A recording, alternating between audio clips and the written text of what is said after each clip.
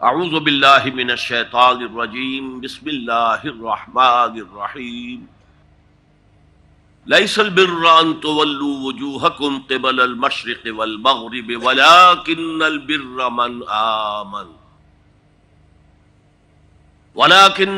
من آمن بالله واليوم الآخر والملائكة والكتاب والنبيين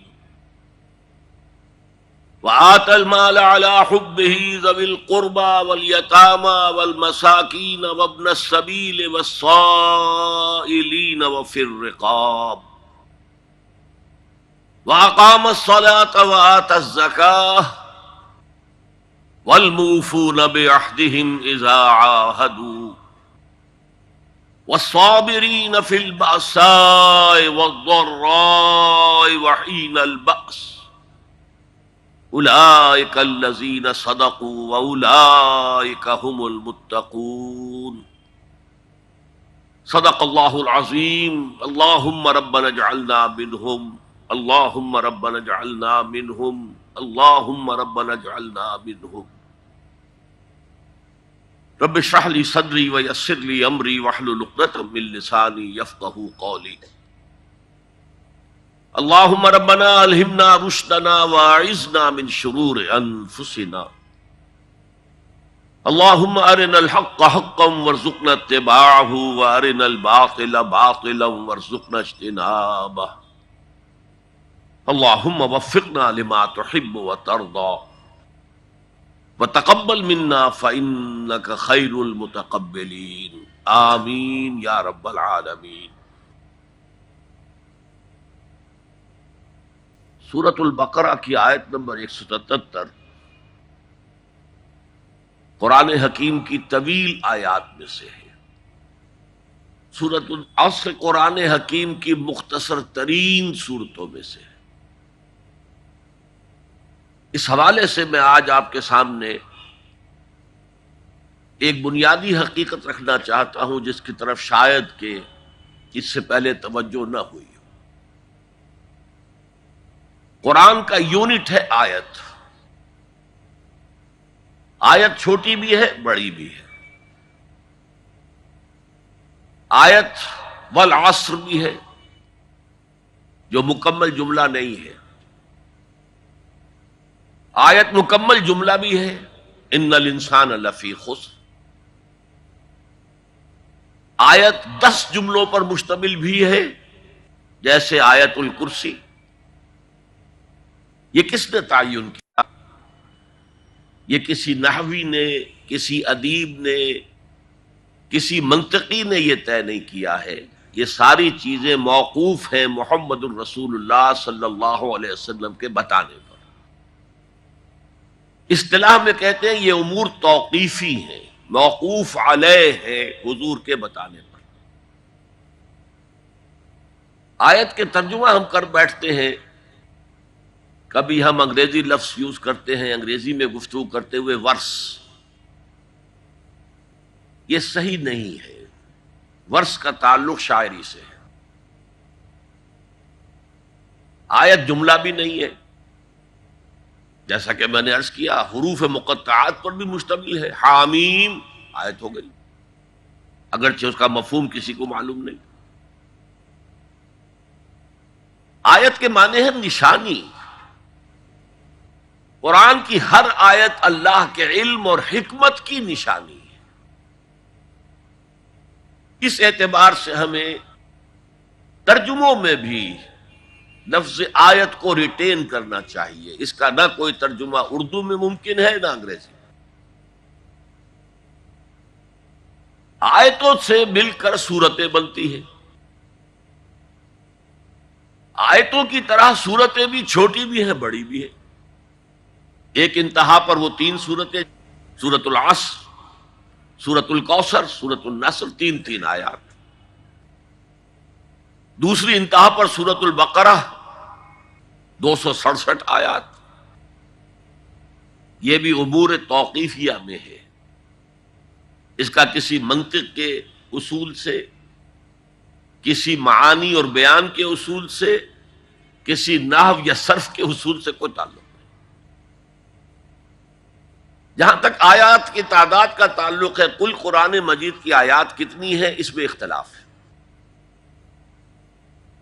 6,500 کے لگ بھگ آیات ہیں، کم و بیش۔ اور اس فرق کا ایک سب سے بڑا سبب یہ ہے کہ اس میں اختلاف ہے کہ ہر سورت سے پہلے سوائے ایک سورت توبہ کے آیت بسم اللہ جو لکھی ہوئی ہے اسے کاؤنٹ کیا جائے یا نہ کیا جائے۔ اگر کاؤنٹ کریں گے تو 113 کا عدد بڑھ جائے گا، نہیں کریں گے تو 113 کم ہو جائے گا۔ لہذا آیات کی تعداد جو ہے وہ متفق علیہ نہیں ہے قرآن مجید کی۔ سورتوں کی تعداد متفق علیہ ہے 114۔ اب سورت کا ترجمہ بھی چیپٹر کرنا غلط ہے۔ سورت چیپٹر نہیں ہے، اس کے لیے بھی کوئی لفظ کسی دوسری زبان کا اس کی صحیح ترجمانی نہیں کر سکتا۔ ہمیں ریٹین کرنا پڑے گا سورہ، سورہ انگریزی میں۔ ہم اس کو عام کریں، خود بخود یہ چیز جو ہے لوگوں کے اندر مقبول ہو جائے گی، معروف ہو جائے گی۔ سور عربی میں کہتے ہیں فصیل کو۔ سورت معانی کا ایک شہر ہے، معانی کا، ہدایت کا، علم کا، معرفت کا شہر، جس کے گردا گرد ایک فصیل ہے۔ پرانے زمانے کے شہر ایسے ہی ہوتے تھے، فصیل ہے، دروازے ہیں اس میں، پھر شہر کے اندر کہیں مارکیٹ پلیس ہے، کہیں کوئی عبادت گاہ ہے، کہیں کوئی اور شے ہے، رہائش گاہیں ہیں۔ تو ان صورتوں کا معاملہ بھی اسی طرح سے ہے۔ اور ان کے ضمن میں یہ بات بہت نوٹ کرنے کی ہے کہ آیات اگر آپ علیحدہ علیحدہ سامنے رکھیں گے تو ان کا ایک مفہوم آپ کے سامنے آ جائے گا، لیکن ان کو جوڑ کر جو صورت کی شکل دی گئی ہے اس سے ایک اضافی مفہوم آپ کے سامنے آئے گا۔ ان کے باہمی ربط، ان کو جوڑ کر ایک ہار میں جو پرویا گیا ہے، اس سے ان کا معنوی حسن دوبالا ہوتا ہے۔ لہذا ربط الآیت بالآیہ، ایک آیت کا دوسری آیت سے کیا ربط ہے، یہ بہت اہم ہے۔ اور یہ جو ایک شہر معین کر دیا گیا معانی کا، اس میں کیا اصول ہے، کیا اس کا مرکزی خیال ہے، عربی میں اس کو کہیں گے اس کا عمود کیا ہے۔ ہر سورت کا ایک عمود ہے، اس عمود کے گرد اس کی ساری آیات گھوم رہی ہیں۔ لہذا جب تک کسی سورت کا عمود سمجھ میں نہ آ جائے، یہ تھرڈ ڈائمنشن ہو رہی ہے۔ اب پہلے یہ کہ ہر آیت کا مفہوم معین ہو، دوسرے آیات کے باہمی ربط سے مفہوم معین ہو، تیسرے یہ کہ ایک سورت کے عمود کے اعتبار سے ایک مفہوم معین ہو کہ ان آیات کا کیا مفہوم۔ یہ تدبر قرآن کے چند اصول ہیں جو میں نے آپ کے سامنے رکھے۔ لیس البر ان تولوا وجوہکم قبل المشرق والمغرب، نیکی یہی نہیں ہے کہ تم اپنے چہرے مشرق اور مغرب کی طرف کر لو۔ پہلے آپ نے سنا ہے نیکی یہ نہیں ہے، نہیں، اس سے مفہوم نہیں ادا ہوتا۔ کل نیکی یہی نہیں ہے، تمام نیکی یہی نہیں ہے۔ ولیکن البر، اور حقیقی نیکی اس کی ہے من آمن باللہ والیوم الآخر والملائکۃ والکتاب والنبیین، جو ایمان لایا اللہ پر اور یوم آخر پر اور فرشتوں پر، اور یہاں کتاب کا لفظ نہیں بلکہ کتابوں پر، الکتاب یہ حصر کے لیے، اس لیے کہ اس کے بعد آ رہا والنبیین، تمام انبیاء پر۔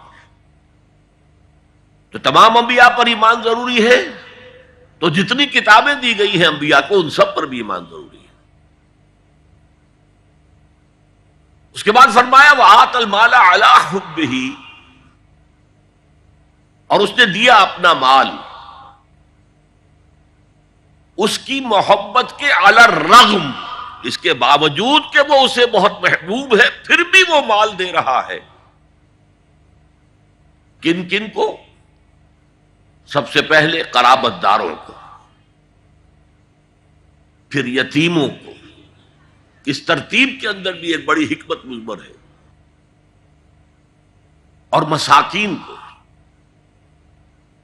اور راہ چلنے والوں کو، اور مانگنے والوں کو، دستے سوال دراز کرنے والوں کو، اور گردنوں کے چھڑانے میں.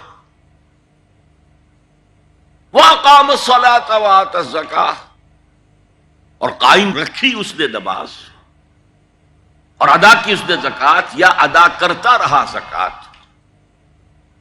وَالْمُوفُونَ بِعَهْدِهِمْ إِذَا عَاهَدُوا، اور وہ کہ جو پورا کرنے والے ہیں اپنے عہد کے جبکہ وہ باہم کوئی معاہدہ کر لیں. وَالصَّابِرِينَ، صابرین، اور میں خاص طور پر تذکرہ کرتا ہوں کن کا؟ صبر کرنے والوں کا. کن کن چیزوں میں صبر ہے؟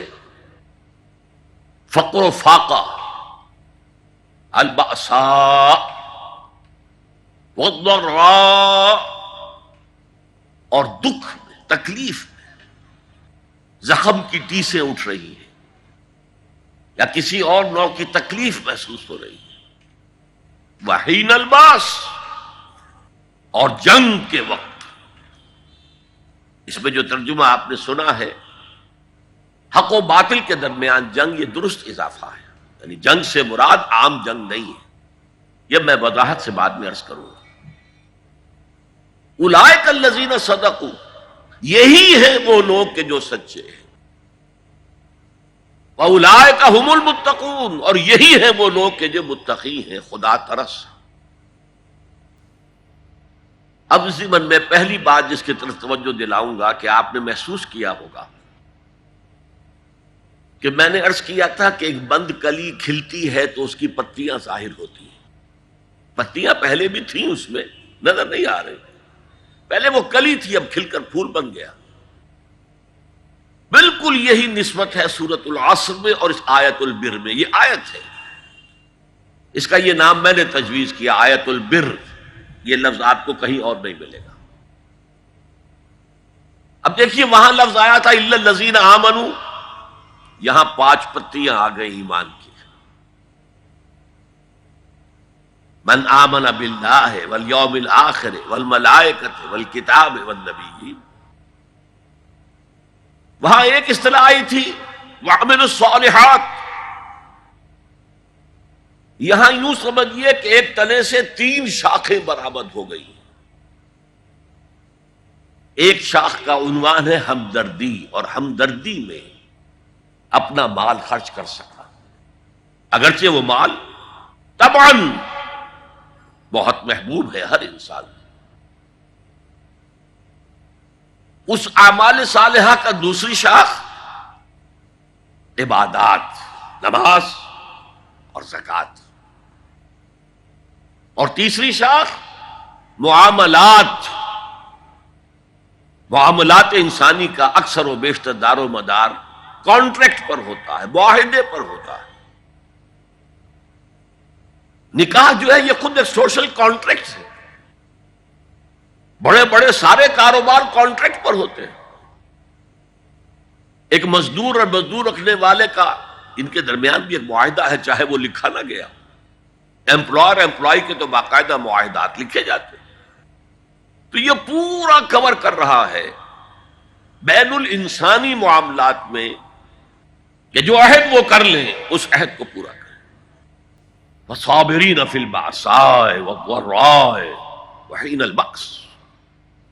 فقر و فاقہ، بھوک، تنگی، احتیاج اور تکلیف اور جنگ کے وقت،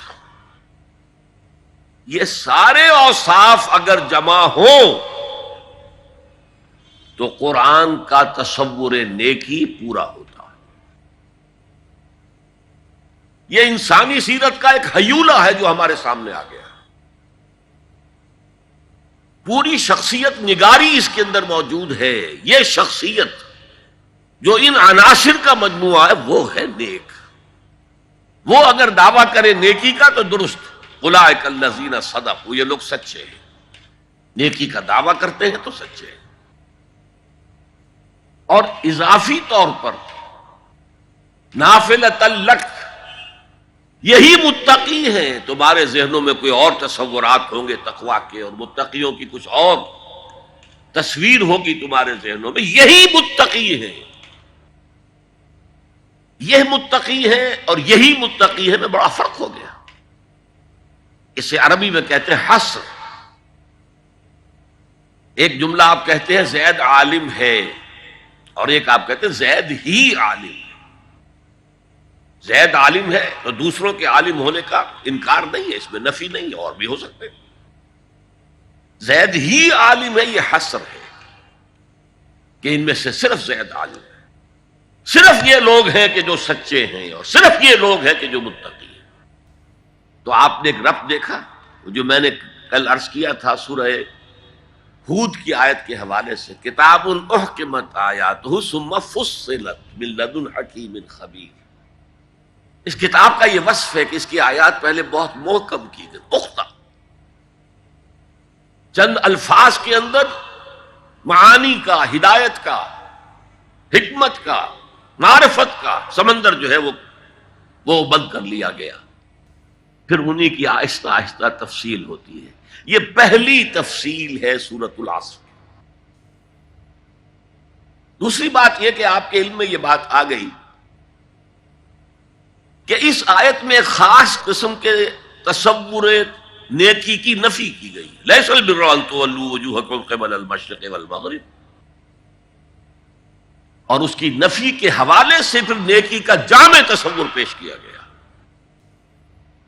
انسانوں میں نیکی کے بڑے مختلف بلکہ متضاد تصورات جو ہیں وہ پائے جاتے ہیں۔ پہلی بات تو بڑی اہم یہ ہے کہ برے سے برا آدمی بھی نیکی کے کسی نہ کسی کام کو سر انجام دے کر اپنے ضمیر کو مطمئن کرتا ہے۔ میں ڈاکہ تو ڈالتا ہوں، لیکن بیواؤں اور غریبوں کی مدد بھی تو کرتا ہوں اپنے علاقے کے، میں فلاں کام تو کرتا ہوں، لیکن فلاں مزار پر جا کر میں نے چادر بھی تو چڑھائی ہے، وہاں دیگ بھی تو پیش کی ہے۔ اس کی وجہ کیا ہے؟ ابھی جس چیز کا ذکر ہو رہا تھا، ضمیر، کانشنس، یہ انسان کی باطنی شخصیت کا ایک بہت اہم جز ہے۔ ضمیر کا لفظ اس معنی میں قرآن میں نہیں آیا، لیکن قرآنی اصطلاح ہے نفس لوامہ،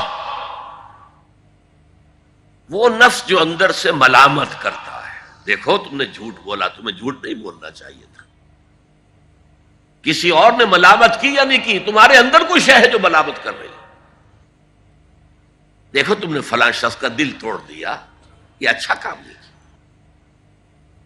یہ ہے لوامہ، جس کی قسم کھائی گئی، لا اقسم بیوم القیامت ولا اقسم بالنفس اللوامہ۔ یہ نفس لوامہ ہر انسان میں ہے، اور جیسے ہمارے ظاہری وجود کے تقاضے ہیں، بھوک لگتی ہے، پیاس لگتی ہے، اسے کپڑے کی ضرورت ہے موسمی اثرات سے بچاؤ کے لیے، یہ جو مانوی شخصیت ہماری اندر ہے یہ بھی کچھ ڈیمانڈ کرتی ہے، اور انسان اپنے آپ کو مطمئن کرتا ہے، ریشنلائز کرتا ہے، ٹھیک ہے یہ تو خرابیاں ہیں، لیکن میں نے یہ کام بھی تو آخر کیے ہیں نا۔ یہ انسان کی ایک لازمی ضرورت ہے، اپنے ضمیر کو مطمئن کرنا۔ اب دیکھیے ہمارے ہاں کے مختلف طبقات میں مختلف تصورات ہیں نیکی کے جو رائج ہیں۔ ہمارے ہاں ایک مذہبی طبقہ ہے جس کے نزدیک اصل اہمیت ریچولز کی ہے، عبادات کی ہے، رسومات کی ہے۔ معاملات میں وہ دھوکہ دے رہے، سودا کر کے پھر گئے، ان کے دلوں میں نرمی نہیں ہے، سائلوں کو دھتکارتے ہیں، لیکن ایک اعتبار سے بہت نیک ہے، سودی کاروبار کرتے ہیں۔ ٹھیک ہے بھائی، میں سودی کاروبار تو کرتا ہوں، میں نے مسجد میں تو بنوائی ہے، میں نے مسجد میں جھاڑ بھی تو لگوا دیا ہے، میں نے مسجد میں قالین بھی تو بچھوایا ہے. تو نیکی کا ایک تصور یہ ہے ہمارے یہاں. اس کے بالکل برعکس ایک تصور ہے جدید تعلیم یافتہ طبقات کا تصور. آپ نے بارہا سنا ہوگا گفتگو، بھائی اصل نیکی یہ ہے کہ کوئی کسی کو دھوکہ نہ دے، جھوٹ نہ بولے، وعدہ پورا کرے، اپنا فرض صحیح طور سے ادا کرے، کہیں ملازم ہے تو اپنے فرائض صحیح طور سے ادا کرے. باقی رہ گئی نماز روزہ، یہ تو انفرادی باتیں ہیں، یہ کوئی کرتا ہے تو اپنے لیے، نہیں کرتا ہے تو کوئی بات نہیں. یہ دونوں ایک دوسرے کے بالکل برعکس تصورات ہیں. اور یہ ہمارے معاشرے میں جدید تعلیم یافتہ طبقات کا تصور نیکی اور ہمارے قدیم علماء اور ان کے زیر اثر جو عوام ہیں ان کے تصور نیکی میں یہ زمین و آسمان کا فرق ہے. آپ کو معلوم ہے کہ اپنی جسم فروش عورتیں جو ہیں وہ بھی نیکی کا کوئی نہ کوئی کام کرتی ہیں. آپ دیکھیں گے محرم میں سیاہ کپڑے پہن کے جلوس کے آگے آگے جا رہی ہیں، سبیلیں لگا رہی ہیں. مختلف مزاروں میں جب عرس ہوتا ہے وہاں جاتی ہیں، دھمال کھیلتی ہیں، وہی سیاہ کپڑے پہن کے. وہ بھی اپنے آپ کو مطمئن کرتی ہیں. تو ہر ایک طبقے کا اپنا ایک تصور ہے نیکی کا. جیسے میں نے پہلے عرض کیا، بڑے بڑے ڈاکو جو ہیں وہ اپنے علاقے کے بیواؤں یتیموں کی سرپرستی کرتے ہیں. ویسے نہایت درندگی، صفاکی، انسانی جان کی کوئی حیثیت ہی نہیں. تو نیکی اصل میں کس شے کا نام ہے، کون سی چڑیا کا نام ہے، نیکی حقیقت میں کیا ہے، وہ ہے اس آیت کا مضمون. میں مثال دیا کرتا ہوں، ایک عام قصہ ہے کہ کسی گاؤں میں پہلی مرتبہ ہاتھی آیا. اب وہاں نابینا لوگ جو تھے انہیں بھی پتہ چلا ایک عجیب جانور آیا ہے. وہ آئے اور کسی نے اس کی ٹانگ کو ٹٹولا. اس نے کہا ہاتھی ایک ستون کے مانند ہے. کسی کا اس کے کان کے اوپر ہاتھ پڑا، اس نے کہا چھاج کے مانند ہے وہ. کسی نے پیٹ کو ٹٹولا، بہت بڑا ڈھول ہے وہ. بالکل یہی معاملہ ہے نیکی کے تصور کے بارے میں. اڑائے کچھ ورق لالے نے، کچھ نرگس نے، کچھ گل نے، چمن میں ہر طرف بکھری ہوئی ہے داستاں میری. کسی نے نیکی کا ایک حصہ لے لیا، کسی نے دوسرا لے لیا، کسی نے تیسرا لے لیا. وہ مکمل سراپا نیکی، حقیقی نیکی کس میں ہے، یہ ہے اس آیت کا مضمون. تو ذہن میں رکھیے کہ تحویل قبلہ اس آیت کا پس منظر ہے، شان نزول ہے. آپ کو معلوم ہے مکے میں جب تک حضور رہے، آپ جب نماز پڑھتے تھے تو آپ جنوبی جانب کھڑے ہوتے تھے، یعنی رکن یمانی اور وہ کونا کہ جس میں حجر اسود نصب ہے، ان دونوں کے درمیان کھڑے ہوئے کعبے کی طرف رخ کیا. تو اسی رخ پر بیت المقدس بھی ہے. اسے کہتے استقبال قبلتین، دونوں قبلوں کا بیک وقت استقبال ہو گیا، رخ ہو گیا دونوں طرف، خانہ کعبہ کے بھی اور بیت المقدس کے بھی. مدینے میں آ کر تو یہ ناممکن ہے. اب اگر کعبے کی طرف رخ کرو گے تو بیت المقدس کی طرف پشت ہو جائے گی، وہ شمال میں ہے، یہ جنوب میں ہے. اگر بیت المقدس کی طرف رخ کرو گے تو کعبے کی طرف پیٹھ ہوگی. لیکن آپ کو معلوم ہے کہ حضور نے 16 یا 17 مہینے مدینے آنے کے بعد بیت المقدس کی طرف رخ کر کے نماز پڑھی. اب ایک شکل تو یہ ہے کہ یہ حضور کا ذاتی اجتہاد ہو اور اس کو اللہ نے تسلیم کر لیا ہو کہ ٹھیک ہے، یہ بھی ممکن ہے. اسے تقریر کہتے ہیں اصطلاح میں. حدیث کس چیز کا نام ہے؟ حضور کا قول یا فعل یا تقریر. پہلی دونوں چیزیں تو آپ جانتے، قول اور فعل. یہ تقریر کیا ہے؟ حضور کے سامنے کوئی کام کیا گیا اور حضور نے نہیں روکا، تو تو امپلائڈ ہے اس کے اندر کہ یہ کام حرام نہیں ہے، حضور کے سامنے ہوا ہے، آپ نے روکا نہیں۔ تو اگر یہ ذاتی اجتہاد تھا تو تقریر ہو گئی اس کی اللہ کی طرف سے، لیکن زیادہ غالب پہلو یہ ہے کہ یہ اللہ کے حکم سے حضور نے کیا، اور یہ حکم وحی خفی کے ذریعے سے آیا، اس لیے کہ قرآن مجید میں اس کا ذکر نہیں ہے کہ اللہ نے حکم دیا ہو کہ اے محمد صلی اللہ علیہ وسلم اب آپ اور آپ کے ساتھی بیت المقدس کی طرف رخ کر کے نماز پڑھیں، یہ نہیں ہے۔ تو یہ وحی خفی، وحی جلی، وحی خفی، دو قسم کی وحیاں حضور کو ہوتی تھی۔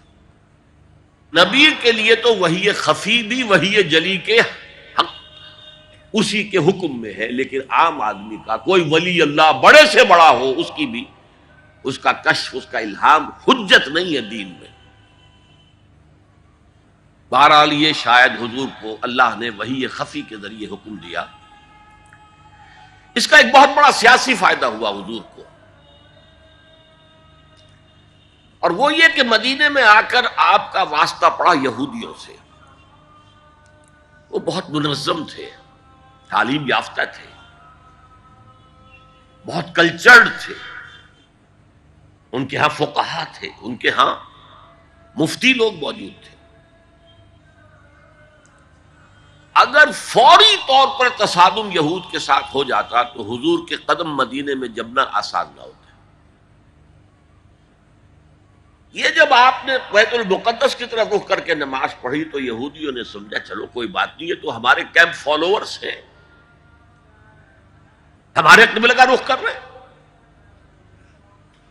لہذا فوری طور پر ان کی طرف سے کوئی مخالفت وہ پیش نہیں آئی، اور اس 16 مہینے میں حضور کو اپنے قدم جمانے کا مدینہ منورہ میں پورا موقع مل گیا۔ بلکہ پہلے 6 مہینے اس میں جو ہے بہت ڈیسائسو ہے، 3 کام آپ نے 6 مہینے میں کیے ہیں تو بالآخر بہت ہی زیادہ فیصلہ کن ثابت ہوا۔ نمبر 1 یہ کہ آپ نے مسجد نبوی کی تعمیر کر لی، اب یہی مرکز ہے، یہی درسگاہ ہے، یہی خانقاہ ہے، یہی پارلیمنٹ ہے، یہی دار المشاورت ہے، یہیں سے فوجیں تیار کی جا رہی ہیں، یہی وفود آ کر پیش ہو رہے ہیں، بہرحال ایک مرکز مہیا ہو گیا۔ نمبر 2 یہ کہ مہاجرین میں اور انصار میں مواخات، ایک مہاجر ایک Ansari, they were declared brothers، یہ تھی انٹیگریشن آف دی سوسائٹی۔ اور تیسرا کام آپ نے یہ کیا اسی دوران میں، جس کا تعلق اس حکمت عملی کے ساتھ بہت گہرا بن جاتا ہے، کہ یہود کو جکڑ لیا ایک معاہدے میں، میثاق مدینہ، کہ اگر مدینے پر کوئی باہر سے حملہ آور آیا تو ہم سب مل کر واحد امت کی حیثیت سے مدینے کا دفاع کریں گے۔ جوائنٹ ڈیفنس آف مدینہ کا پیکٹ ہو گیا، اور یہ چیز بھی حضور کی کامیابی میں بہت فیصلہ کن ثابت ہوئی۔ تو اس اعتبار سے یہ تحویل قبلہ جب پھر ہوئی ہے، اور میں نے جو کہا تھا کہ اللہ نے ہی کوئی حکم دیا تھا وحی خفی کے ذریعے، وہ اس سے ثابت ہوتا ہے کہ نہ صرف بہت سے مہاجرین پر یہ بات شاخ گزر رہی تھی، خود حضور پر بھی شاخ گزر رہی تھی کہ میں پیٹھ کیے ہوئے ہوں کعبے کی طرف۔ چنانچہ قرآن مجید میں یہ آیا ہے، قد نرا تقلب وجهك في السماء، اے نبی ہم آپ کے چہرے کا، نگاہوں کا آسمان کی طرف اٹھنا بار بار دیکھتے رہے۔ آپ منتظر تھے کہ وقت آئے، حکم آئے، وحی آئے اور میں رخ بدل دوں۔ وما جعلنا القبلة التي كنت عليها الا لنعلم من يتبع الرسول ممن ينقلب على عقبيه، یہ اللہ نے اپنی طرف منسوب کر دیا، اور ہم نے وہ قبلہ جس پر تم اب تک رہے ہو 16 مہینے 17 مہینے یہ مقرر کیا تھا تاکہ دیکھ لیں کہ کون ہے رسول کا اتباع کرنے والے اور کون ہے جو اپنے الٹے پاؤں پھر جانے والے۔ کیا مطلب ہے اس کا؟ مہاجرین مکے سے آئے تھے، ان کے دلوں میں عظمت جو ہے کعبے کی وہ پلی ہوئی تھی اندر ٹھوک ٹھوک کر۔ اب دیکھا اللہ نے حکم نہیں دیا وحی جلی کے ذریعے سے، یہ رسول کا حکم تھا۔ گویا کہ یہ ایک امتحان ہو گیا کہ کہیں تمہاری حمیت جاہلی، تمہاری محبت جو تمہیں کعبے سے ہے، وہ تمہیں اسلام سے پھیر تو نہیں دیتی؟ آیا تم رسول کے حکم کو مقدم رکھتے ہو اور اپنی کسی سابقہ حمیت، جسے حمیت جاہلی ہم کہہ دیں گے، اس کو مقدم رکھتے ہو؟ یہ ایک سخت امتحان تھا جس میں کہ اہل مکہ جو مہاجرین تھے وہ مبتلا کیے گئے، اور خاص طور پر یہ بات کہ رسول کا حکم ماننے کی تاکید، چاہے ابھی قرآن میں کوئی آیت نہیں آئی ہے، لیکن حقیقی مومن کے لیے رسول کا فرمانا بھی ایسے ہی ہے جیسے کہ اللہ کا فرمان۔ اس کی تربیت بھی ہو گئی،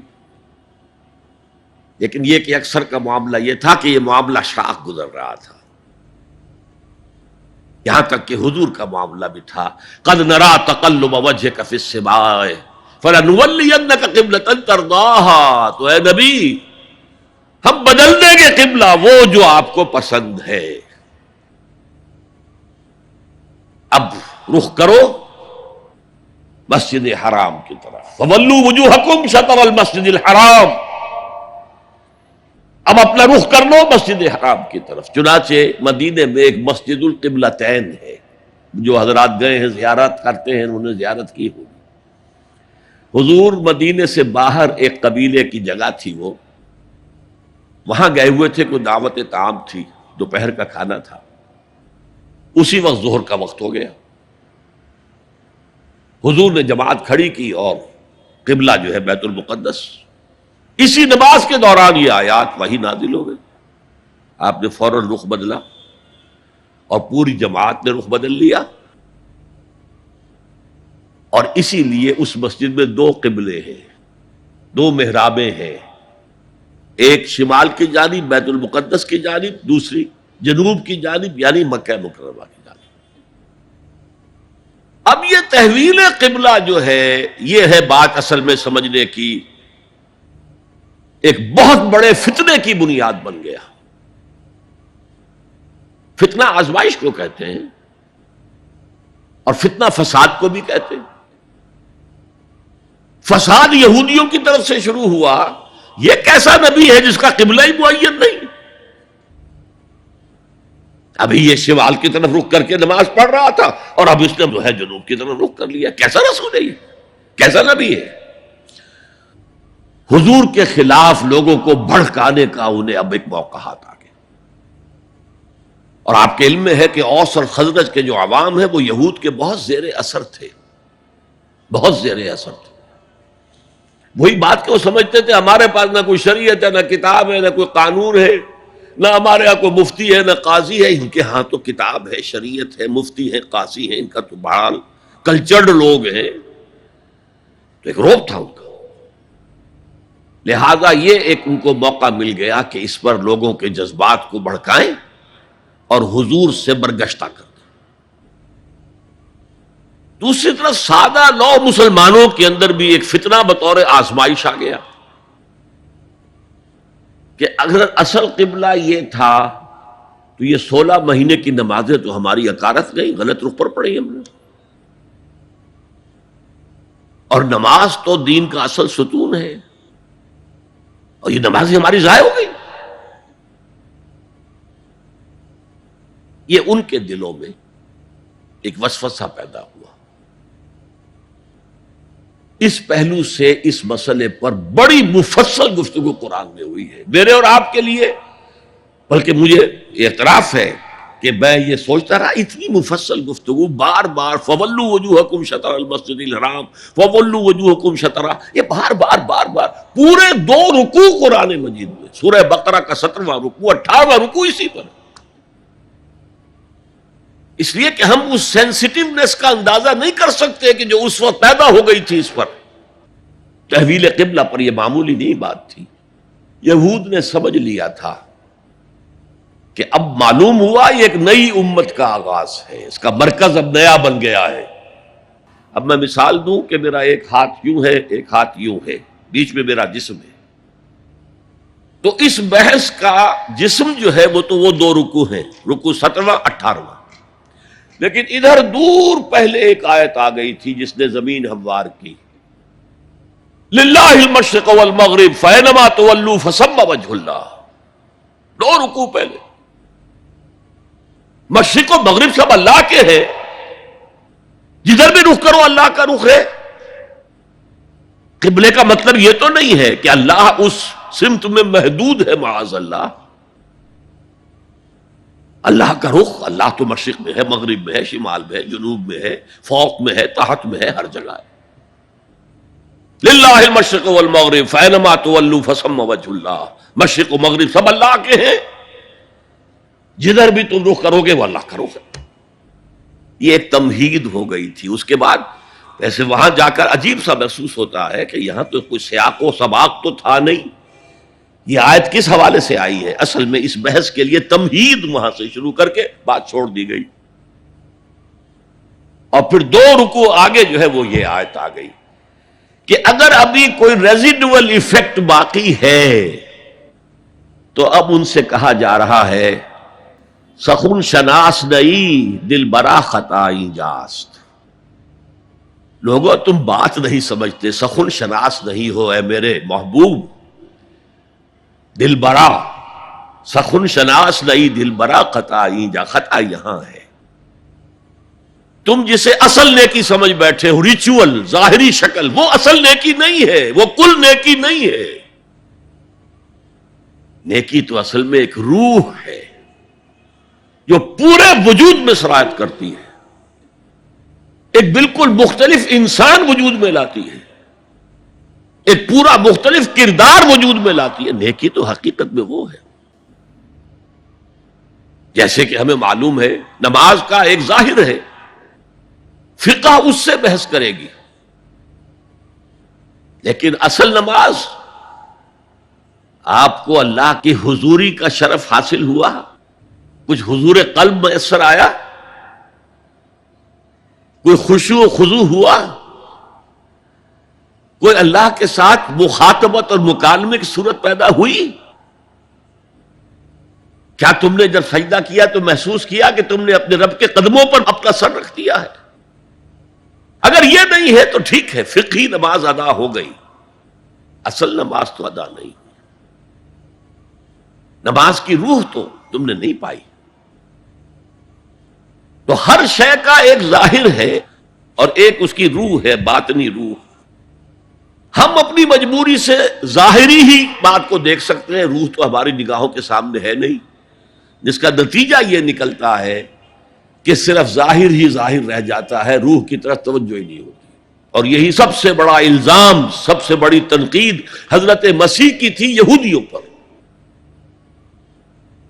تم مچھر چھانتے ہو اور سموچے اونٹ نکل جاتے ہو. ظاہری معاملات میں، فقہی معاملات میں بحثیں ہو رہی ہیں، مفصل بحثیں ہو رہی ہیں اور کفر کے فتوے لگ رہے ہیں. تم نے اگر یہ کر دیا تو یہ ہو گیا، اور سموچے اونٹ نکل رہے ہو. حرام کاموں میں تم ملوث ہو، سود تم لے رہے ہو. یہ ہے کہ تمہارا معاملہ سارا کا سارا دین کی ظاہر سے رہ گیا. اور یہ جو فرمایا کہ تمہاری مثال ان قبروں کی سی ہے جن کے اوپر تو سفیدی کر رکھی ہے لیکن اندر گلی سڑی ہڈیوں کے سوا کچھ نہیں. روح دین سے تم ناآشنا ہو چکے ہو، محبت خداوندی تم میں نہیں ہے، لیکن ظاہر پرستی ہے، مظاہر پرستی ہے، ریچولزم ہے. تمہارا دین یہ بن کر رہ گیا. آج ہمارے ہاں بھی صورتحال مختلف نہیں ہے. میں عرض کر چکا ہوں، سب سے بڑا طبقہ ہمارے ہاں ظاہر بات ہے کہ جو ہمارے علماء کے زیر اثر ہے، اور وہ فقہاء ہیں. اور فقیہ کا کام ہی ہے کہ وہ ظاہر سے بحث کرے، باطن سے تو بحث نہیں کر سکتا. لہذا ریچولز ہی ریچولز رہ گئے ہیں، حقیقی روح ہر شے کی ختم ہو چکی ہے. رہ گئی رسم اذاں روح بلالی نہ رہی، اور فلسفہ رہ گیا تلقین غزالی نہ رہی۔ نماز و روزہ و قربانی و حج یہ سب باقی ہے، تو باقی نہیں۔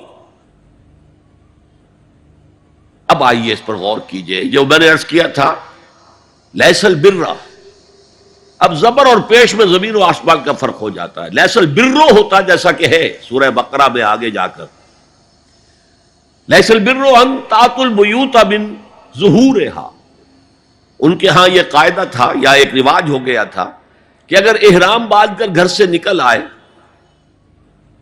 اور اب کسی ضرورت سے گھر جانا پڑا، دروازے سے نہیں داخل ہوں گے، ایک دفعہ احرام باندھ کے نکل آئے، اب کیسے جائیں واپس؟ تو گھر کے پچھواڑے سے دیوار پھلانگ کے جاتے تھے۔ تو وہاں کہا یہ کوئی نیکی نہیں ہے۔ لیس البر ہوتا تو اس کا مطلب ہوتا سرے سے کوئی نیکی نہیں ہے، یہ تو ہمارا من گھڑت ایک خیال ہے۔ لیس البر یہ خبر ہے جسے مقدم کیا گیا ہے، اور اس کا مفہوم اب ہو گیا حصر کا، کل نیکی یہ نہیں ہے، یعنی نیکی کا ظاہر بھی ضروری ہے۔ یہ نہ سمجھو کہ نماز کا ظاہر کوئی معنی نہیں رکھتا، طہارت حاصل ہوئی ہے یا نہیں ہوئی ہے، وضو صحیح ہوا ہے یا نہیں ہوا ہے، جو پانی استعمال کیا تھا وہ بھی پاک تھا کہ نہیں تھا، یہ ساری چیزیں ضروری ہیں، دین کا ظاہر بھی ضروری ہے۔ یہ نہ نفی کیجئے کہ ان فقہا کا کیا ہے، ظاہر ہی کو لیتے ہیں۔ ہمارے ہاں بعض جو ہے انتہا پسند جو ہے، جو ملنگ ٹائپ صوفی ہوتے ہیں، ایک تو حقیقی کوئی صوفی ہو، ایک ملنگ، وہ ان تمام چیزوں کو چھوڑ بیٹھتے۔ جیسے میں نے آپ کو شعر سنایا تھا اور اختلاف بھی کیا تھا، مولانا روم نے کچھ زیادتی کی ہے، سختی کی ہے، انداز بیان اچھا نہیں ہے کہ ماز قرآن مغزہ برداشتیم استخاں پیش سگا انداختیم، ہم نے قرآن سے اس کا اصل مغز جو ہے وہ کشید کر لیا ہے، ہڈی کا گودا ہم نے کھینچ لیا، اب ہڈی خالی ہم نے پھینک دی۔ یہ ہمارے صوفیہ میں سے بعض کا طرز عمل رہا ہے جو غلط ہے۔ نہیں، ظاہر بھی اہم ہے، ظاہر بھی نیکی ہے۔ سلو کما رہے تمونی اسلی، نماز پڑھو اسی طرح جیسے مجھے دیکھتے ہو کہ میں نماز پڑھتا ہوں، ظاہر بھی کنفرم کرنا چاہیے اس کے ساتھ، لیکن اصل شے نماز میں توجہ ہے، انابت ہے، خشوع ہے، خضوع ہے، حضور قلب ہے۔ لہذا یہاں ترجمہ ہوگا کل نیکی یہی نہیں ہے کہ تم اپنے چہرے مشرق اور مغرب کی طرف کر لو، یہ تو ظاہر ہے۔ اور اس میں مجھے غالب کا شعر یاد آ رہا ہے، قبلے کو اہل نظر قبلہ نما کہتے ہیں، ہے پرے سرحد ادراک سے اپنا مسجود، جسے ہم سجدہ کر رہے ہیں وہ تو ہمارے ادراک اور شعور اور وہم اور خیال اور تصور اور تخیل سے وراء الورا وراء الورا وراء الورا ہے، پرے سرحد ادراک سے اپنا مسجود۔ قبلے کو اہل نظر قبلہ نما کہتے ہیں، یہ کعبہ تو قبلہ نما ہے۔ اب اس کی نفی کرتے ہوئے، جزوی نفی، کلی نفی نہیں ہے، لیس البر، کل نیکی یہ نہیں ہے کہ تم اپنے چہرے مشرق اور مغرب کی طرف کر لو، ولکن البر، بلکہ نیکی اس کی ہے، یہاں پر بھی اب لفظ محذوف ہے، ولکن البر بر من آمن باللہ والیوم الآخر، نیکی تو حقیقت میں اس کی ہے۔ اس میں آگے بڑھنے سے پہلے مجھے یاد آیا کہ میں بر کے مفہوم پر بھی کچھ گفتگو کر لوں۔ بر کسے کہتے ہیں؟ بہت عمدہ باتیں جو ہے پہلے کہی ہیں۔ بر اور بر یہ دونوں مادہ تو ایک ہی ہے، بحر و بر۔ جب تک انسان سمندر میں رہتا ہے، آج کا تو خیر تصور نہ کیجئے، پہاڑوں جیسے جو ہے پہاڑ سمندر میں چل رہے ہوتے، عام حالات میں کوئی اس کے ادھر ادھر جو ہے کوئی ہچکولے محسوس نہیں ہوتے، لیکن پرانے زمانے کے سمندر کا تصور کیجئے تو ہر وقت وہ ہے آدمی غیر مطمئن ہوتا تھا، اسی وقت کچھ ہو سکتا ہے، ہچکولا آ رہا ہے، ادھر سے آ رہا ہے، ادھر سے آ رہا ہے، تو دل میں ایک خوف سا رہتا تھا، ایک بے چینی سی رہتی تھی، عدم تحفظ کا ایک احساس رہتا تھا۔ بر پر، خشکی پر آتے ہی اطمینان ہو گیا۔ تو یہ اصل میں انسان کے باطنی اطمینان کے لیے، جو ابھی آپ نے فرمایا کہ نیکی وہ ہے کہ جس کو کر کے تمہیں خوشی حاصل ہو، اور فتویٰ اپنے دل سے لے لیا کرو، ما حاک فی صدرک، جو کچھ تمہارے سینے کے اندر جو کچھ جس سے خدبد ہو جائے، جس سے بے چینی ہو جائے، وہ اسم ہے، وہ گناہ ہے۔ الاسم ما حاک فی صدرک وکرہت ان یطلع علیہ، اور گناہ وہ ہے کہ جس کے بارے میں تمہیں یہ پسند نہ ہو کہ لوگوں کو اس کی اطلاع ہو، وہ گناہ ہے۔ اس میں بھی مجھے جیسے انگریزی کی ایک نظم کا سٹینزا جو ہے یاد آیا تھا، art is long and time is fleeting, دوڑا جا رہا ہے یہ وقت، and our hearts though stout and brave still like muffled drums are beating funeral marches to the grave۔ اپنے دل کی ہر بیٹ کے ساتھ ہم اپنی قبر سے قریب سے قریب تر، قریب سے قریب تر ہوتے جا رہے ہیں۔ اسی طرح کی ایک نظم ہے، بڑی پیاری نظم ہے، Charities that soothe and heal and bless are scattered over the feet of men like flowers۔ وہ بھلائیاں، وہ نیکیاں، وہ خدمت خلق، charities which soothe and bless and heals، دل کے اوپر مرہم سا رکھا جاتا ہے نیک کام کر کے، دل کو خوشی ہوتی ہے نیک کام کر کے۔ Charities that soothe and heal and bless are scattered over the feet of men like flowers۔ یہ تو ان پھولوں کے مانند ہے جو انسان کے قدموں میں پڑے ہوئے ہیں، جس کو چاہے اٹھا لے، جو چاہے اٹھا لے۔ No mystery is here, no special boon for the high and not for the low۔ The smoke ascends as high from the hearth of a humble cottage as from that of a haughty palace۔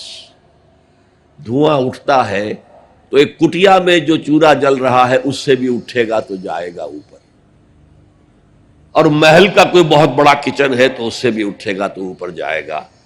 لہذا یہ غریب اور امیر کا فرق نہیں ہے، ہر شخص اس نیکی میں سے حصہ لے سکتا ہے۔ تمہارے پاس ایک روٹی تھی، تم نے آدھی دے دی کسی مانگنے والے کو، تمہارا حصہ ہو گیا، بہت بڑا حصہ ہو گیا۔ اور کسی بڑے امیر آدمی نے 150 جو ہے مسکین کو کھانا کھلا دیا، وہ اس کے قریب بھی نہیں آ سکے گا اجر و ثواب کے اعتبار سے اس شخص کے کہ جس کے پاس ایک ہی روٹی تھی اور اس نے آدھی دے دی۔ تو بر جو ہے حقیقت میں لیس البر ان تولوا وجوہکم قبل المشرق والمغرب ولکن البر من آمن باللہ والیوم الآخر والملائکۃ والکتاب والنبیین۔ میں بھی ایک زمانے میں اس پر کچھ متردد سا ہوتا تھا، کچھ سوچتا تھا، یہ نیکی کا تعلق تو ہم عمل سے سمجھتے ہیں، یہاں ایمان کی بحث کی کیا ضرورت ہے؟ ایمان تو ایک باطنی حقیقت ہے، نیکی جو ہے وہ ایک ظاہری خارجی حقیقت ہے۔ لیکن پھر سمجھ میں آیا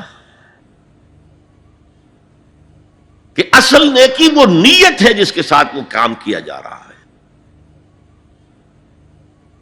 اگر خیرات بانٹی جا رہی ہے، جھگیوں میں جا کر میلے کچیلے بچوں کو گود میں لے کر اپنی سفید اشکروں کو بھی خراب کیا جا رہا ہے، اور معلوم ہے کہ یہ اس لیے کر رہا ہے کہ آئندہ الیکشن میں کھڑا ہونا ہے، تو کوئی ہے جو کہے گا کہ یہ نیکی ہو رہی ہے؟ کام تو بظاہر بڑی نیکی کا کام ہے۔ نیکی کے لیے شرط اول اللہ پر ایمان ہے، اس کی موٹیویشن لو آف گاڈ، اس کے سوا اگر کوئی اور موٹیو ہے، اگر دنیا میں شہرت چاہیے، اگر اس نیکی کے ذریعے سے بھی مال کمانے کا معاملہ ہے، دھندا ہے، نیکی کے پردے میں دھندا ہو رہا ہے، وہ نیکی نہیں ہے، چاہے ظاہری اعتبار سے وہ بہت بڑی نیکی ہو۔ تو سب سے پہلا مسئلہ نیت کا ہے، نیت کا ہے، نیت کا ہے۔ کس ارادے کے تحت یہ نیکی کی جا رہی ہے، کیا مقصود ہے، کیا مطلوب ہے. چنانچہ نوٹ کیجئے اکثر محدثین نے اپنے جو مجموعے مرتب کیے احادیث کے، ان میں پہلی آیت کون سی، پہلی حدیث کون سی لاتے ہیں؟ حضرت عمر رضی اللہ تعالیٰ عنہ سے روایت ہے، انما الاعمال بالنیات، نیکیوں کا، نیک اعمال کا دار و مدار نیتوں پر ہے. وانما لکل امرئ ما نویٰ، ہر شخص کو وہی کچھ ملے گا جس کی اس نے نیت کی ہوگی. فمن كانت ہجرتہ الی اللہ ورسولہ فہجرتہ الی اللہ ورسولہ، جو کوئی ہجرت کر رہا ہے، مکے میں گھر بار چھوڑ کر جا رہا ہے، اپنے وطن کو ترک کر کے جا رہا ہے مدینے کی طرف، صرف اللہ اور رسول کے لیے، اس کی ہجرت اللہ اور اس کے رسول کے لیے. ومن كانت ہجرتہ للدنیا یصیبها، اور اگر اس شخص کی ہجرت دنیا کے لیے ہے کہ اس کو حاصل کر لے. مثلا میں دیتا ہوں مثال، ایک مسلمان تھا، اس کا کوئی کاروبار تھا، اس کے خریدار مسلمان ہی تھے، وہ جا رہے ہیں، اب کیا کرے گا؟ مشرکوں نے سو تو اس کا سامان نہیں لینا، اب وہ بھی چلے جا رہے ہیں. یہ اللہ کو معلوم ہے کہ اس کے ہجرت کا اصل سبب کیا ہے، ہم نہیں طے کر سکتے. لیکن اللہ کے ہاں جو کھاتا کھلا ہوا ہے، اس کی یہ ہجرت جو ہے اللہ اور اس کے رسول کے لیے شمار نہیں ہوگی. وَمَنْ كَانَتْ هِجْرَتُهُ لِدُنْيَا يُصِيبَهَا أَوْ امْرَأَةٍ يَنكِحُهَا، یا کسی عورت کے لیے ہو کہ اس سے نکاح کرے. کسی خاتون سے وہ شادی کا خواہش مند تھا، وہ خاتون ہجرت کر کے مدینے چلی گئیں، اب یہ بھی باندھے کچے دھاگے سے بندھے ہوئے چلے جا رہے ہیں، تو یہ تو در حقیقت اس عورت کے کھاتے میں ہجرت جائے گی، اللہ اور اس کے رسول کی ہجرت میں نہیں. تو اصل شے یہ ہے نیکی کا وہ کام جس کا ظاہر بھی نیکی کا ہو اور باطن بھی ہو، کہ موٹیویشن صرف اللہ کی رضا ہو، اللہ کی محبت اور اللہ کی رضا کا حصول. یہ ہے پازیٹو موٹیو. ایک نیگیٹو سائیڈ بھی ہے. سب لوگ ذہنی اعتبار سے اتنے بلند نہیں ہوتے کہ اللہ کی محبت وہی اصل محرک بن جائے. یہی وجہ ہے کہ حضور نے اس کو صلی اللہ علیہ وسلم کمال ایمان سے تعبیر کیا ہے، من احب للہ وابغض للہ واعطى للہ ومنع للہ فقد استکمل الایمان. جس نے کسی سے محبت کی تو اللہ کے لیے کی، کسی سے نفرت اور بغض رکھا تو اللہ کے لیے رکھا، کہ اللہ کو اس سے نفرت کرنا پسند ہے. اور کسی کو کچھ دیا تو اللہ کو خوش کرنے کے لیے دیا، اور کسی سے کچھ چیز روکی تو صرف اس لیے کہ اللہ کو اس کا روکنا پسند ہے. تو اس شخص نے اپنے ایمان کی تکمیل کر لی. اگر اس کا موٹیو خالص ہو گیا ہے اللہ کی محبت اور اللہ کی رضا کا حصول، تو اصل میں نیکی ہے. ورنہ چاہے بظاہر کتنی ہی بڑی نیکی نظر آئے، وہ نیکی نہیں.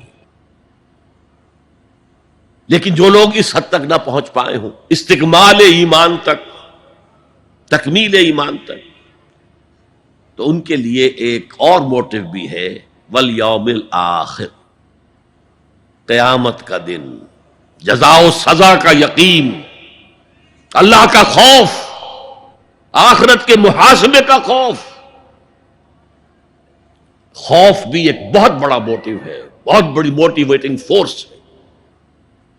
اب میں یوں کہوں گا کہ اگر کسی عمل کا محرک ہے صرف اللہ کی محبت، اس کی رضا کا حصول اور آخرت کی نجات، تو وہ نیکی ہے. اگر یہ نہیں ہے، کوئی وطن پرست ہے، وطن کی محبت کی وجہ سے کوئی نیک کام کر رہا ہے، اس کا وہ کام وطن پرستی کے کھاتے میں جائے گا، خدا پرستی کے کھاتے میں نہیں جائے گا. کوئی قوم پرست ہے، اپنے قوم کی محبت میں کچھ کر رہا ہے،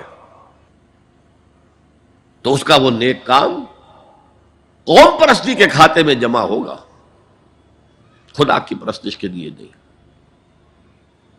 یہ ہے موٹیو کا فرق، اور یہ ہے موٹیو کی اہمیت، اور اس کا تعلق ہے ایمان باللہ اور ایمان بالآخرہ سے۔ ایک حدیث میں حضور نے فرمایا کہ قیامت کے دن سب سے پہلے 3 اشخاص کا معاملہ پیش ہوگا۔ ایک وہ تھا کہ جو اللہ کی راہ میں جنگ کرتا ہوا مارا گیا تھا، دنیا میں شہید سمجھا جا رہا تھا۔ ایک وہ تھا جسے اللہ نے علم بہت دیا تھا اور اس نے علم کو پھیلایا، خوب پھیلایا۔ اور ایک وہ جس کے پاس جس کو اللہ نے بہت دولت دی تھی، اور اس نے دولت جو ہے نیکی کے کاموں میں، بھلائی کے کاموں میں، غرباء، یتامى، مساکین کے لیے خرچ کیا۔ اب اللہ پوچھے گا ان شہید صاحب سے کہ دیکھو میں نے تمہیں صحت دی تھی، جسمانی قوت دی تھی، تم نے کیا کیا؟ وہ کہے گا اے اللہ میں نے تیرے لیے قتال کیا اور اپنی جان دے دی۔ اللہ فرمائے گا کذبتا، تو نے جھوٹ بولا، انک قد قاتلت لأن یقال جریء، تو نے تو یہ جنگ میں حصہ لیا تھا اس لیے کہ تیری شجاعت کا ڈنکا بج جائے، تیری جرأت کی شہرت ہو جائے۔ وقد قیلا، وہ کہا جا چکا، اب یہاں تمہارے لیے کچھ نہیں ہے۔ اور فرشتوں کو حکم ہوگا اور اوندھے منہ گھسیٹتے ہوئے اس کو جہنم میں ڈال دیں۔ یہی حشر ہوگا اس عالم کا، تو نے وہ نیکی کا کام کیا تھا، لأن یقال عالم، کہا جا چکا دنیا میں، ڈنکا بج چکا تمہاری شہرت کا۔ اب اس میں نوٹ کیجئے، اگر کسی عالم کے علم کا ڈنکا بج جائے، اس کی اپنی نیت وہ نہیں تھی تو اس کے اندر کوئی خرابی نہیں ہے۔ یہاں معاملہ نیت کا ہے۔ اگر نیت یہ ہو کہ میرے علم کی شہرت ہو جائے، میرے ہاتھ چومے جائیں، مجھے نذرانے پیش کیے جائیں، تو پھر وہی حشر اس کا ہوگا کہ اوندھے منہ گھسیٹ کر جہنم میں ڈال دیا جائے۔ یہی حشر اس سخی کا ہوگا جس نے سخاوت کی تھی، جس کی سخاوت کے ڈنکے بج گئے تھے، اس کا بھی یہی حشر ہوگا۔ تو انما الاعمال بالنیات، اور یہاں نیکی کی بحث میں سب سے پہلے ولکن البر بر من آمن باللہ والیوم الآخر۔ اب جو والملائکۃ والکتاب والنبیین، ان تینوں کو جمع کر لیجئے، اس سے مراد ہے نبوت اور رسالت۔ ملائکہ وحی کا ذریعہ ہیں جو انبیاء تک لے کر آتے رہے، اس وحی کا جو ریکارڈ مرتب ہوا وہ کتابیں ہیں، اور جن پر وہ وحی آئی وہ نبی ہیں۔ ان تینوں کو جمع کر لیجئے، رسالت، ایمان باللہ، ایمان بالآخرہ، اور ایمان بالرسالت۔ اب اس کا تعلق کیا ہے نیکی کے ساتھ؟ یہ ذرا گہری بات ہے۔ دیکھیے نیکی کا جذبہ بھی، جو انسان کے پیشنز ہوتے ہیں وہ اندھے بہرے ہوتے ہیں۔ پیشنز، جذبات، نیکی بھی ایک جذبہ ہے۔ کبھی یہ جذبہ حد اعتدال سے تجاوز کر کے بدی بنا دیتا ہے، جیسے رہبانیت،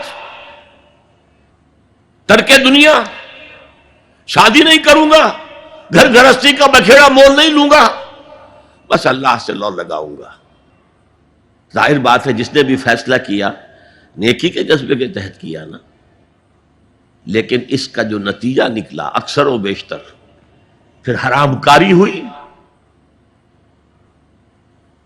آپ عیسائیت کی جو ہے ہسٹری آف کرسچین موناسٹسزم، اس کا مطالعہ کیجئے، انہوں نے خود لکھا ہے کہ بظاہر راہب خانے ہیں، راہب اور راہبائیں رہتی ہیں، اور ان کے تہخانوں میں حرامی بچوں کے قبرستان ہو جاتے تھے۔ یہ نیکی کے جذبے نے بدی کو جنم دیا ہے۔ 3 اشخاص آئے، انہوں نے حضور کی ازواج مطہرات سے معلوم کیا آپ رات کو کتنا وقت نماز میں لگاتے ہیں، آپ مہینے میں کتنے نفلی روزے رکھتے ہیں۔ اب جو کچھ انہیں بتایا گیا، حضور کی زندگی کھلی کتاب تھی،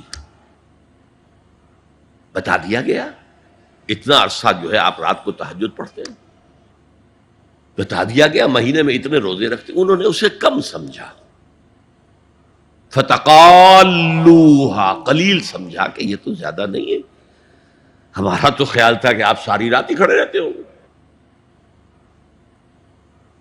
لیکن اپنے دل کو مطمئن کرنے کے لیے کہ حضور کی کہیں توہین بھی نہ ہو جائے، کہا جی انہیں تو ضرورت نہیں ہے، وہ تو معصوم ہی ہے، ان کی خطائیں اول تو ہوتی نہیں، اگر کوئی ہے بھی تو اللہ نے کہہ دیا قد غفر اللہ لک ذنبک ما تقدم منها وما تاخر، اللہ نے تو معاف کر دی اگلے پچھلے سارے گناہ، میرے لیے یہ کافی نہیں ہے.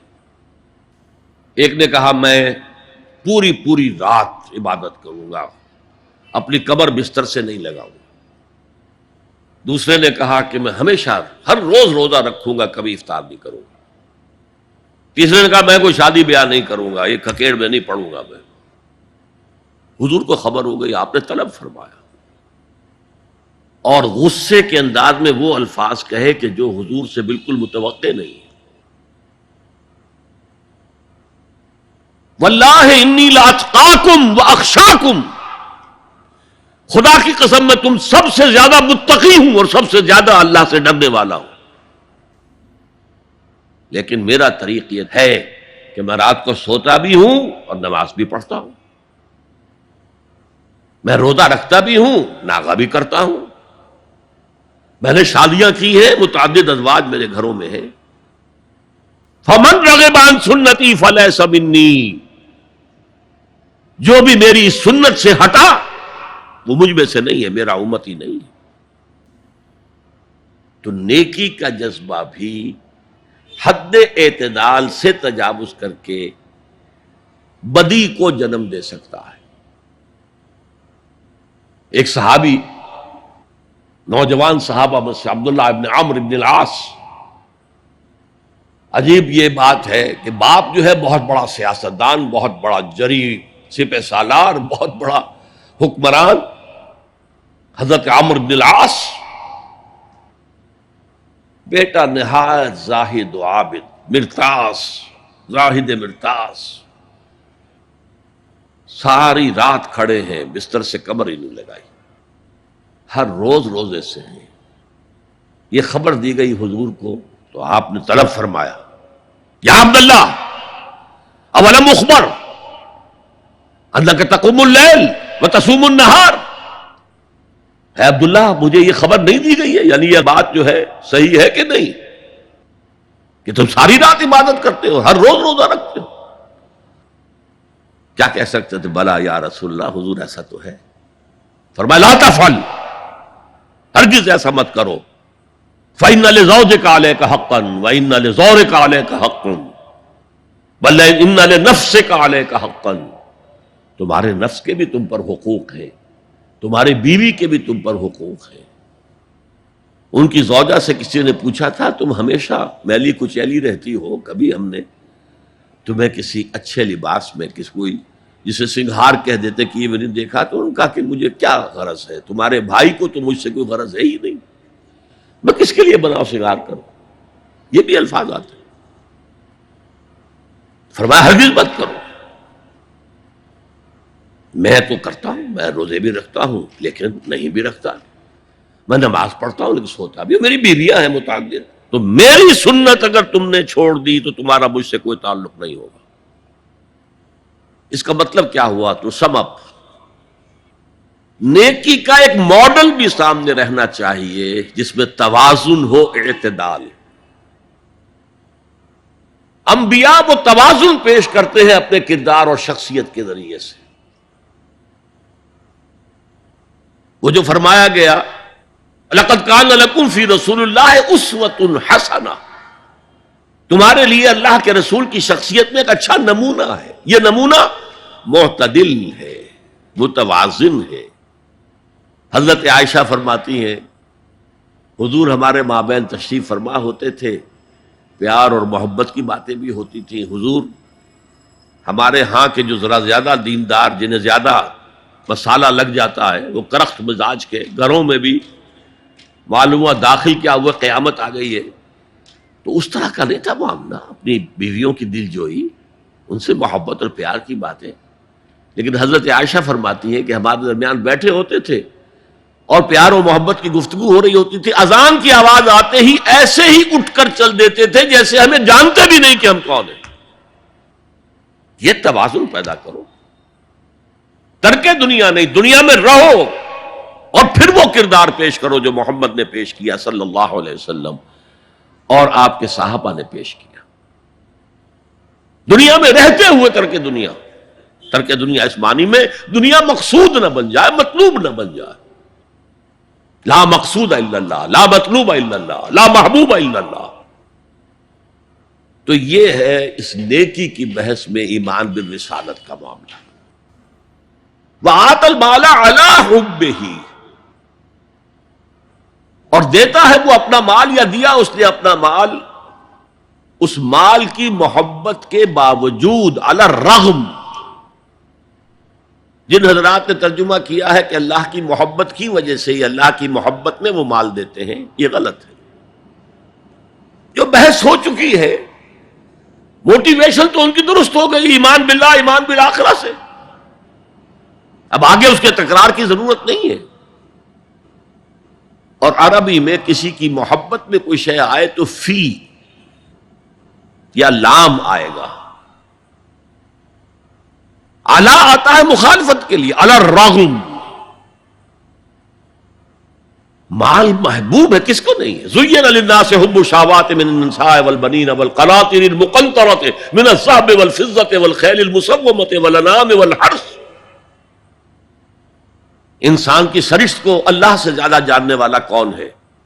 وہ فرما رہا ہے، سورہ آل عمران کی آیت ہے، مزین کر دی گئی ہے انسانوں کے لیے محبت بیویوں کی، بیٹوں کی، اور ڈھیروں مال کی، سونے کی اور چاندی کی، اور گھوڑے وہ کہ جو پیڈگری والے ہوں اور جو بہت اعلیٰ نسل کے ہوں، خیل المسومہ، نشان زدہ گھوڑے، اور مال ہو، بھیڑیں بکریوں کو گلے کے گلے ہوں، اور گائے اور بیل ہوں، اور یہ ساری چیزیں محبوب ہیں۔ اس محبت کے خلاف عمل کرتے ہوئے مال خرچ کرنا، تبھی تو مجاہدہ ہے۔ تو جیسے اردو میں ہم علی الرغم کہتے ہیں، علی الرغم، باوجود اس کی محبت کے وہ خرچ کرتے۔ اب یہاں جو اصل نوٹ کرنے کا نقطہ ہے وہ کیا ہے؟ دیکھیے، اسلام کا جو نظام ہے دنیاوی، اس میں ایمان کے بعد پہلی شے نماز ہے۔ وہ جو کہا گیا ہے کہ قیامت کے دن سب سے پہلا محاسبہ نماز کا ہوگا، اور جب ہماری مسجدوں کے اندر لکھے ہوتے تھے فارسی کے اشعار، روز محشر کے جان گداز بود، اولی پرسش نماز بود، اسی طریقے سے نماز کا معاملہ جو ہے وہ پہلے کیوں نہیں آیا؟ نماز کا بعد میں آ رہا ہے۔ آت المال علی حبہ ذوی القربى والیتامى والمساکین وابن السبیل والسائلین وفی الرقاب، کتنا دور لے گئے، واقام الصلاۃ وآتى الزکاۃ۔ یہ ہے ترتیب کے اعتبار سے جو میں نے عرض کیا تھا۔ یہاں عنوان کیا ہے؟ یہاں نیکی کی حقیقت عنوان ہے، اس کی روح ایمان ہے، اور اس کا ظاہر اس میں سب سے پہلے انسانی ہمدردی، اور اس ہمدردی کی بنا پر وہ مال جو بہت محبوب ہے خرچ کرنا، درد دل کے واسطے پیدا کیا انسان کو، ورنہ طاعت کے لیے کچھ کم نہ تھے کروبیاں۔ اگر یہ نہیں ہے تو کچھ نہیں۔ حضور نے فرمایا من یحرم الرفق فقد حرم الخیر کلہ، جو شخص دل کی نرمی سے محروم ہو گیا وہ کل کے کل خیر سے محروم ہو گیا۔ کسی کو دکھ میں دیکھو اور اس پوزیشن میں ہو کہ تم اس کا کوئی مداوع کر سکو اور نہ کرو، پھر تم چاہے مفسر ہو، محدث ہو، نیک نہیں ہو۔ تم عابد ہو سکتے ہو، زاہد ہو سکتے ہو، تم مفسر ہو سکتے ہو، محدث، نیک نہیں ہو سکتے۔ من یحرم الرفق، رفق کہتے ہیں نرمی، رفیق ہمارا ساتھی، دم ساز. ظاہر بات ہے آپ کو دکھ ہوگا، آپ کے رفیق جو ہے اس کے اپنے دل میں محسوس کرے گا آپ کے درد کو. ہم درد کسے کہتے ہیں؟ ہم درد، جن کا درد مشترک ہے. ہم عصر، ایک زمانے کے لوگ، ہم جماعت، ایک جماعت میں پڑھنے والے، ہم درد. خنجر چلے کسی پہ تڑپتے ہیں ہم امیر، سارے جہاں کا درد ہماری جگر میں ہے.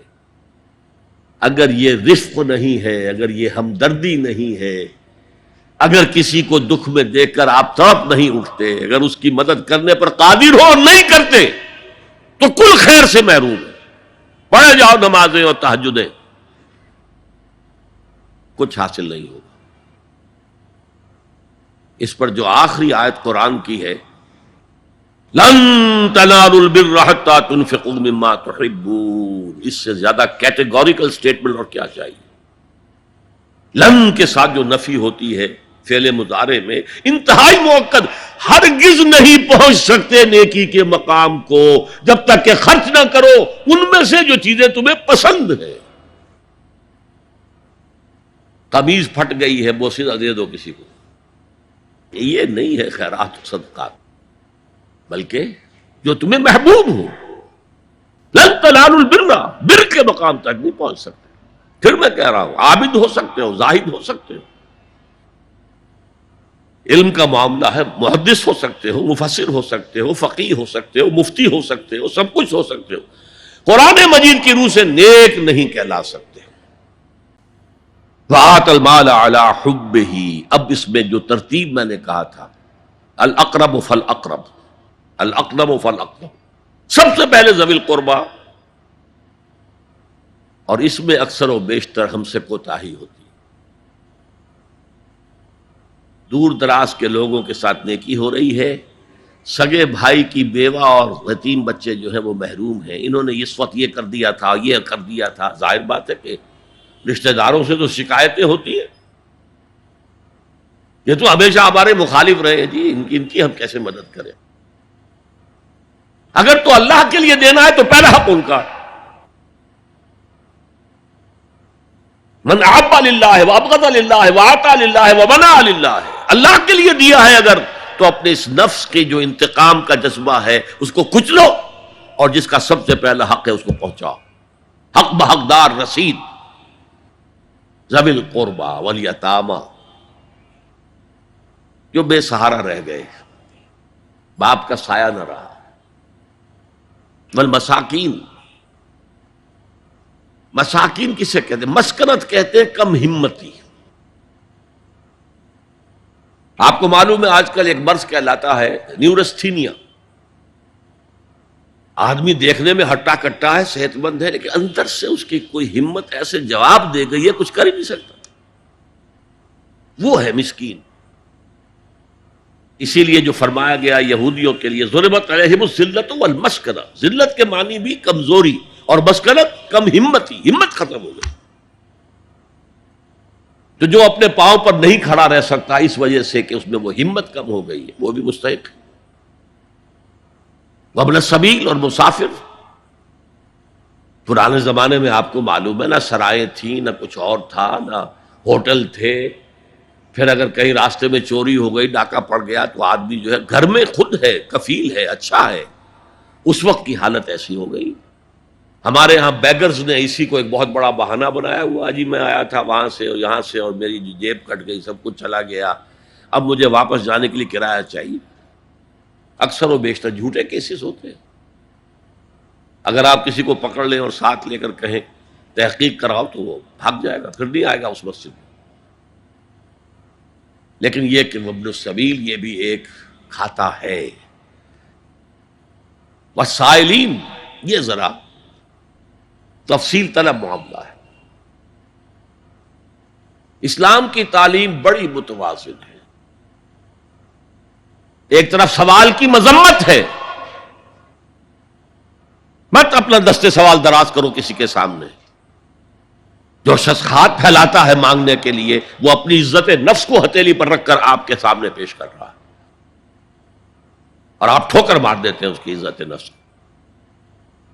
مانگو اللہ سے. اللہ کسی کے دل میں ڈالے تمہاری ضرورت پوری کر سکتا ہے، بغیر اس کے کہ تم کسی کے سامنے دست سوال دراز کرو. تو سخت مسمت ہے، اور خاص طور پر بیگری جو ایک انسٹیٹیوشن بن گیا ہے، ایک پیشہ بن گیا ہے، وہ تو اسلام کی تعلیمات کے منافی ہے. اور جس طرح کی ہم خیرات بانٹتے ہیں، 5 روپے کا نوٹ دے رہے ہیں مانگنے والوں کو، مسجدوں کے باہر سمجھ رہے ہیں ہم نے حاتم طائی کی خبر کو لات مار دی، حالانکہ حقیقت میں آپ انسٹیٹیوشن آف بیگری کو سپورٹ کر رہے ہیں. کسی ایک کو لے لو، آؤ چلو مجھے اپنا گھر دکھاؤ، مجھے بتاؤ تم واقعی اس قابل ہو یا نہیں ہو، اور پھر اس کی مدد کریں، لمسم کریں. پھر وہ 5 روپے نہیں ایسی دیں کہ وہ کچھ اپنے پاؤں پر کھڑا ہو سکے. میں نے 1 روپیہ نہیں کہا، آج دیکھیں 1 روپیہ تو اب کوئی شے نہیں رہی، لیکن یہ کہ 5 روپے کا نوٹ بھی آپ نے تقسیم کرنے شروع کر دیے، یہ کیا ہے؟ وَالسَّائِلِينَ وَفِي الرِّقَابِ. لیکن دوسری طرف سائل کو جھڑکنا نہیں ہے. اما السائل فلا تنہر، جھڑکو نہیں. اچھا بھائی نہیں، معاف کرو، میرے پاس اس وقت آپ کی مدد کے لیے کچھ نہیں ہے، میں کچھ نہیں کر سکتا. تو ان دونوں کے درمیان اصل میں معاملہ ہونا چاہیے.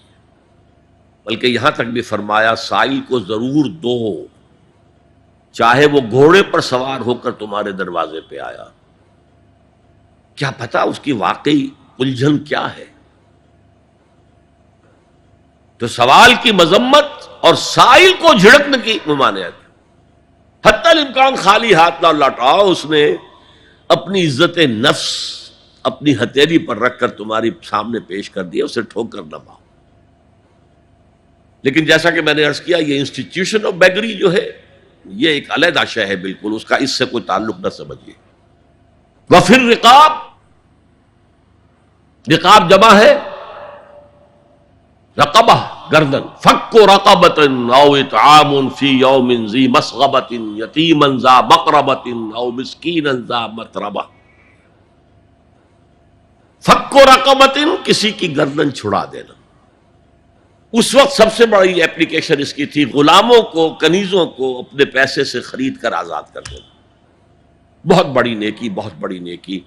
اور حضرت ابو بکر رضی اللہ تعالیٰ عنہ کے دفتر فضائل میں سب سے اونچا کام یہ ہے کہ جن غلاموں کو اور جن کنیزوں کو ستایا جا رہا تھا، دیئر اونرز، دیئر ماسٹرز، ان کے آقا کو حق حاصل تھا جو چاہے کریں ان کے ساتھ، قتل کر دے کوئی پوچھنے والا نہیں. یہ میں پہلے بھی عرض کر چکا ہوں. میری ملکیت ہے، جیسے میری بکری میری ملکیت ہے، میں نے اس کو ذبح کیا، گوشت کھا لیا، تم کون ہوتے ہو پوچھنے والے؟ میرا غلام تھا، میں نے قتل کر دیا، تم کون ہو پوچھنے والے؟ ان کو حضرت ابو بکر نے خرید کر آزاد کیا اور منہ مانگے دام دیے. حضرت بلال کے لیے امیہ ابن خلف نے اتنی بڑی رقم مانگی، حضرت ابو بکر نے کہا ٹھیک ہے لو. باپ نے کہا بھی، ابو قحافہ نے، ابو بکر کو کوئی غلام خریدنا ہی تھا تو کوئی طاقتور آدمی جو کام آ سکے کہیں، اس کو خریدنا چاہیے. مجھے کیا پتا ابو بکر کس لیے خرید رہا اور کس کے لیے خرید رہا. آج کے دور میں اس کی اپلیکیشن ہوگی. کوئی شخص جو ہے اگر قرض میں اس طرح جکڑا جائے کہ لاکھ ہاتھ پاؤں مارے نکل نہیں سکتا، اس کو کوئی لمپ سم مدد دے کر اس قابل کیا جائے کہ وہ پھر اپنے پاؤں پر کھڑا ہو جائے. یہ نہیں کہ اسے آپ ہر مہینے کچھ رقم دیتے رہے مینٹیننس کے لیے، نہیں. اس سے تو وہ اسی پوزیشن میں رہے گا. یہ بعض مائنورٹی کمیونٹیز کے اندر یہ معاملہ موجود ہے. کوئی بھائی اگر گر گیا ہے کاروبار میں تو اس کی پھر ایسی مدد کی جائے کہ وہ پھر آپ کی صف میں آ کر کھڑا ہو جائے. Respectable members of your community, وہ اس شکل میں پہنچ جائے. یہ بھی فک و رقبۃ اس کی ذیل میں آج کل آئے گا. اب اس کے بعد آیا وَأَقَامَ الصَّلَاةَ وَآتَى الزَّكَاةَ. یہ دو کیا ہیں؟ یہ عبادات کی شکل میں دو ستون ہیں جو ان دو چیزوں کو سپورٹ کرتے ہیں جو اب تک بیان ہوئی ہیں. ایمان کو تازہ رکھنے کے لیے نماز قائم کرو. ہر نماز ایمان کی تجدید ہے. اقیم الصلاۃ لذکری، نماز قائم کرو میری یاد کے لیے. اپنا عہد اللہ کے ساتھ تازہ کرو. ایاک نعبد و ایاک نستعین، اے اللہ ہم تیری ہی بندگی کرتے ہیں اور کرتے رہیں گے، تجھ ہی سے مدد مانگتے ہیں اور مانگتے رہیں گے. اپنے اس عہد بندگی کو تازہ کرو، ایمان کو تازہ کرو. الحمدللہ رب العالمین الرحمن الرحیم. ایمان باللہ تازہ ہوا نا. مالک یوم الدین، ایمان بالآخرہ تازہ ہو گیا. یہ ہے ایمان کو قائم رکھنے کے لیے، نیکی کی اس روح کو برقرار رکھنے کے لیے اللہ تعالی کی طرف سے یہ ستون ہے. الصلاۃ عماد الدین، دین کا ستون ہے یہ نماز. اس بحث میں اس کا مقصد کیا ہے وہ میں نے بیان کر دیا. بعد میں کیوں آ رہا ہے؟ یعنی کہ اصل شے ہے ایمان، اور ایمان کو سپورٹ کرنے والا ستون ہے نماز. عملی نیکی میں اصل شے ہے ہمدردی، ہمدردی میں مال خرچ کرنا، اور اس کے لیے ستون ہے زکوٰۃ. کم سے کم یہ 2.5% تو نکالو، بوتل کا کارک تو کھل جائے، پھر اور بھی دو اور بھی دو اور بھی دو. یہ تو obligatory ہے، یہ تو فرض ہے، یہ تو لازم ہے. لیکن مقصد کیا ہے؟ اس کو جو سمجھ لیا بس یہی زکوٰۃ ہی ہمارے ذمے میں ہے، وہ بڑے مغالطے میں. حضور نے فرمایا صلی اللہ علیہ وسلم، ان فی المال حقا سوى الزکوٰۃ. اے مسلمانوں، یہ نہ سمجھنا کہ بس زکوٰۃ ادا کر دی تو تمہارے مال کا سارا حق ادا ہو گیا. ان فی المال حقا سوى الزکوٰۃ، تمہارے اموال میں حق ہے اللہ کا زکوٰۃ کے علاوہ بھی. اور پھر آپ نے یہ آیت پڑھی، وَآتَ الْمَالَ عَلَىٰ حُبِّهِ ذَوِي الْقُرْبَىٰ وَالْيَتَامَىٰ وَالْمَسَاكِينَ وَابْنَ السَّبِيلِ وَالسَّائِلِينَ وَفِي الرِّقَابِ وَأَقَامَ الصَّلَاةَ وَآتَ الزَّكَاةَ. یہاں آت الزکوٰۃ تو ہے ہی ہے، اس سے پہلے جو آ رہا ہے یہ سرپلس ہے، اس سے آگے کی بات ہے، یہ ایڈیشنل ہے. اسی لیے جب انفقوا انفقوا انفقوا انفقوا انفقوا کی جو تکرار ہوتی ہے قرآن مجید میں، تو ایک جگہ پھر سوال کیا صحابہ نے، کتنا خرچ کرے حضور؟ فرمایا قل العفو، کہہ دو جو بھی ضرورت سے زائد دے ڈالو. Don't accumulate, don't retain any thing.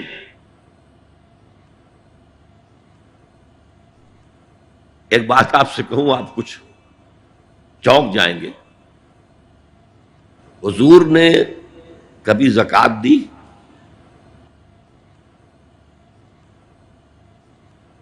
کبھی نصاب کے بقدر پیسہ آپ کے پاس جمع ہوا کہ آپ پر زکوٰۃ واجب ہوتی؟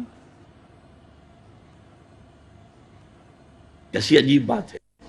ارکان دین میں سے ایک رکن سرے سے غائب. کبھی آپ نے مال رکھا ہی نہیں. حضور کا اسوہ ہم جانتے ہیں، مسواک کر لی ہے، پانچے جو ہیں ٹخنے سے اوپر کر لیے ہیں، یہ اسوہ ہے. ہاں ہے، یہ بھی ہے، ٹھیک ہے، سنت ہے. اسوہ تو یہ ہے. اور صرف آپ کا نہیں، جنہیں ہم کہتے فقراء صحابہ، ابو ہریرہ، ابو ذر، سلمان فارسی، علی رضی اللہ تعالی عنہم اجمعین، یہ فقراء صحابہ میں سے تھے. کبھی کچھ نہیں رکھا اپنے پاس. میں نے بتایا تھا آپ کو شاید کہ حضرت علی کی جب شادی ہو رہی تھی حضرت فاطمہ سے، کوئی مکان تھا ہی نہیں، کہاں لے کے جائیں. ایک انصاری نے ایک حجرہ دیا ہے اپنے مکان کا، اس میں حضرت فاطمہ ودا ہو کر گئی. He didn't have any home. ابو ذر وہ تو دوسری انتہا کو چلے گئے تھے. قانون یہی ہے، حلال سے کماؤ، اگر ایک حد سے آگے بڑھ جائے تو زکات دے دو، باقی تمہارے اختیار میں ہے، دینا چاہو دو، نہ دینا چاہو رکھو اپنے پاس۔ قانون اس سے زیادہ آپ کو پابند نہیں کرے گا، کبھی بھی آپ نے جبر نہیں کیا، ایمرجنسی میں بھی جبر نہیں کیا۔ ایک واقعہ آتا ہے کہ حضور کو کئی وقت کا فاقہ تھا، تھوڑی دیر کے بعد حضرت ابو بکر آئے، آپ نے چہرے سے پہچان لیا کہ فاقے سے۔ پھر حضرت عمر آئے، پہچان لیا کہ فاقے سے۔ شاید حضور خود اپنے لیے نہ اٹھتے نہ جاتے، اپنے دونوں ساتھیوں کو لے کر ایک انصاری کے باغ میں پہنچ گئے۔ انصاری کی عید ہو گئی، فوراً لا کر اس نے کچھ کھجوریں کچھ انگوروں کے گوشے رکھے، اس کے بعد وہ دوڑا چھری لے کر کسی جانور کو ذبح کرنے کے لیے۔ یہ ساری تفصیلیں میں کیا بتا رہا ہوں، مال یہ نہیں تھا کہ مدینے میں سبھی فاقے سے تھے، موجود تھے جن کے پاس مال تھا، لیکن جبرن آپ نے کسی سے کچھ نہیں لیا۔ جب وہ چھری لے کر چلا، فرمایا دیکھنا کسی دودھ والے جانور کو نہ ذبح کرنا۔ بہرحال کچھ دیر کے بعد وہ گوشت پکا کر لایا، روٹیاں رکھیں۔ اس کے بعد حضور نے ایک روٹی پر چند بوٹیاں رکھ کر کہا یہ عائشہ کو دے آؤ، اسے بھی کئی وقت کا فاقہ ہے۔ اور پھر حضرت عمر کی طرف رخ کر کے کہا عمر یہ ہیں وہ نعمتیں جس کا حساب دینا پڑے گا اللہ کے ہاں۔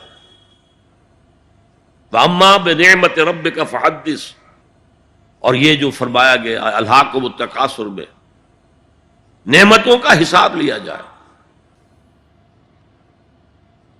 وَلَتُسْأَلُنَّ يَوْمَئِذٍ عَنِ النَّعِيمِ، فرمایا یہ نعمتیں ہیں۔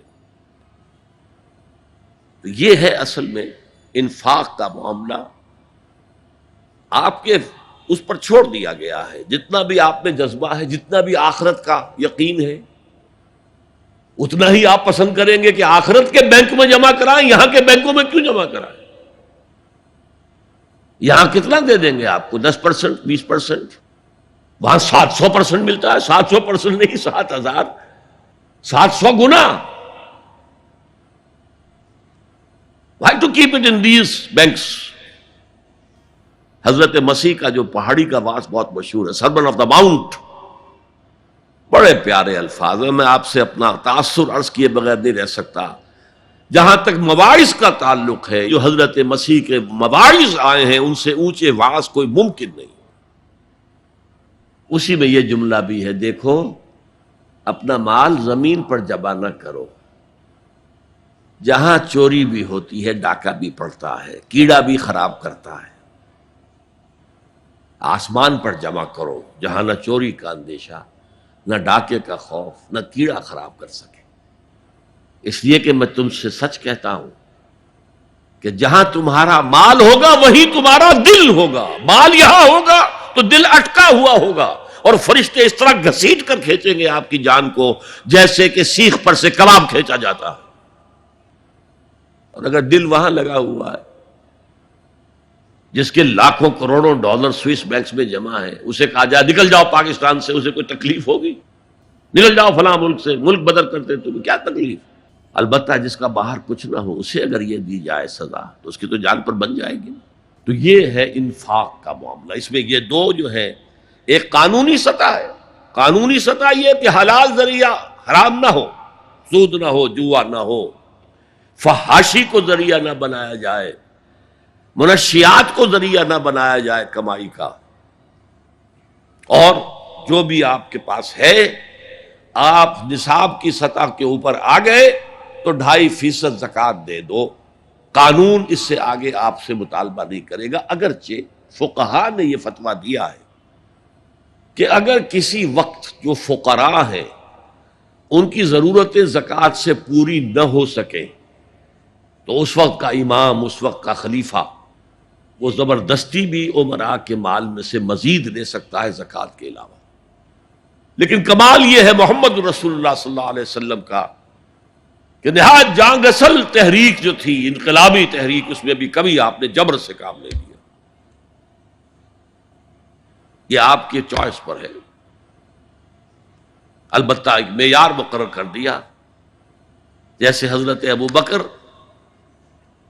غزوہ تبوک کے موقع پر سب کچھ لے آئے تھے گھر میں جھاڑو پھینک کر. عام حالات میں یہ نہیں. ایک شخص آئے صحابی انصاری، میں اپنا سب کچھ اللہ کی راہ میں دینا چاہتا ہوں. فرمایا نہیں، تم چاہتے ہو کہ اپنے ورثاء کو قریب اور فقیر بنا کر جاؤ؟ اس نے کہا اچھا میں آدھا نہیں، آدھا بھی بہت ہے. فرمایا تہائی دیتا ہوں. فرمایا ہاں تہائی کافی ہے. وَالثُلُثُ کثیر، اور ثلث بھی بہت ہے. تو یہ ہے زکوٰۃ در حقیقت اس جذبہ انفاق کو سپورٹ دینے والی شے. کم سے کم یہ تو دو. بوتل کا کارک کھل جائے گا تو مزید بھی نکل آئے گا اس میں سے. وَآتَ الْمَالَ عَلَىٰ حُبِّهِ ذَوِي الْقُرْبَىٰ وَالْيَتَامَىٰ وَالْمَسَاكِينَ وَابْنَ السَّبِيلِ وَالسَّائِلِينَ وَفِي الرِّقَابِ وَأَقَامَ الصَّلَاةَ وَآتَى الزَّكَاةَ وَالْمُوفُونَ بِعَهْدِهِمْ إِذَا عَاهَدُوا، اور وفا کرنے والے، پورا کرنے والے اپنے عہد کے جبکہ وہ آپس میں معاہدہ کر لیں.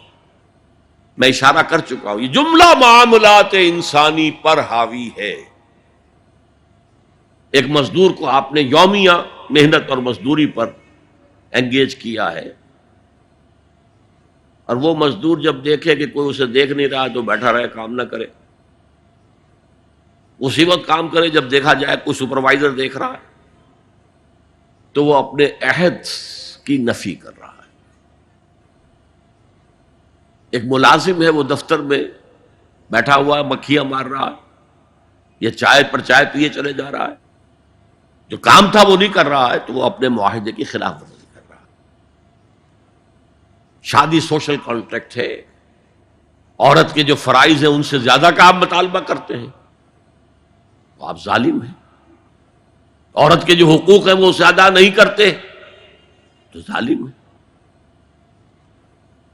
اس اعتبار سے پوری انسانی زندگی، خاص طور پر آج کل کاروبار تو بیسیکلی اصل جو ہے وہ کانٹریکٹ کی بنیاد پر ہے.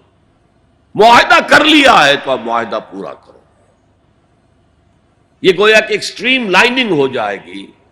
پورے معاملات دنیاوی جو ہے ان کے لیے ایک ایفائے عہد کا اگر معاملہ آپ کی شخصیت کے اندر پختگی سے قائم ہو جائے تو سارے جو معاملات بین الانسان ہیں، انسانوں کے درمیان جو معاملات ہیں، لینے دینے کے، خرید و فروخت کے، ملازمت کے، شادی کے، یہ سب کے سب صحیح ہوں گے، سیدھے ہوں گے، ان میں خیر ہوگا، ان میں برکت ہوگی.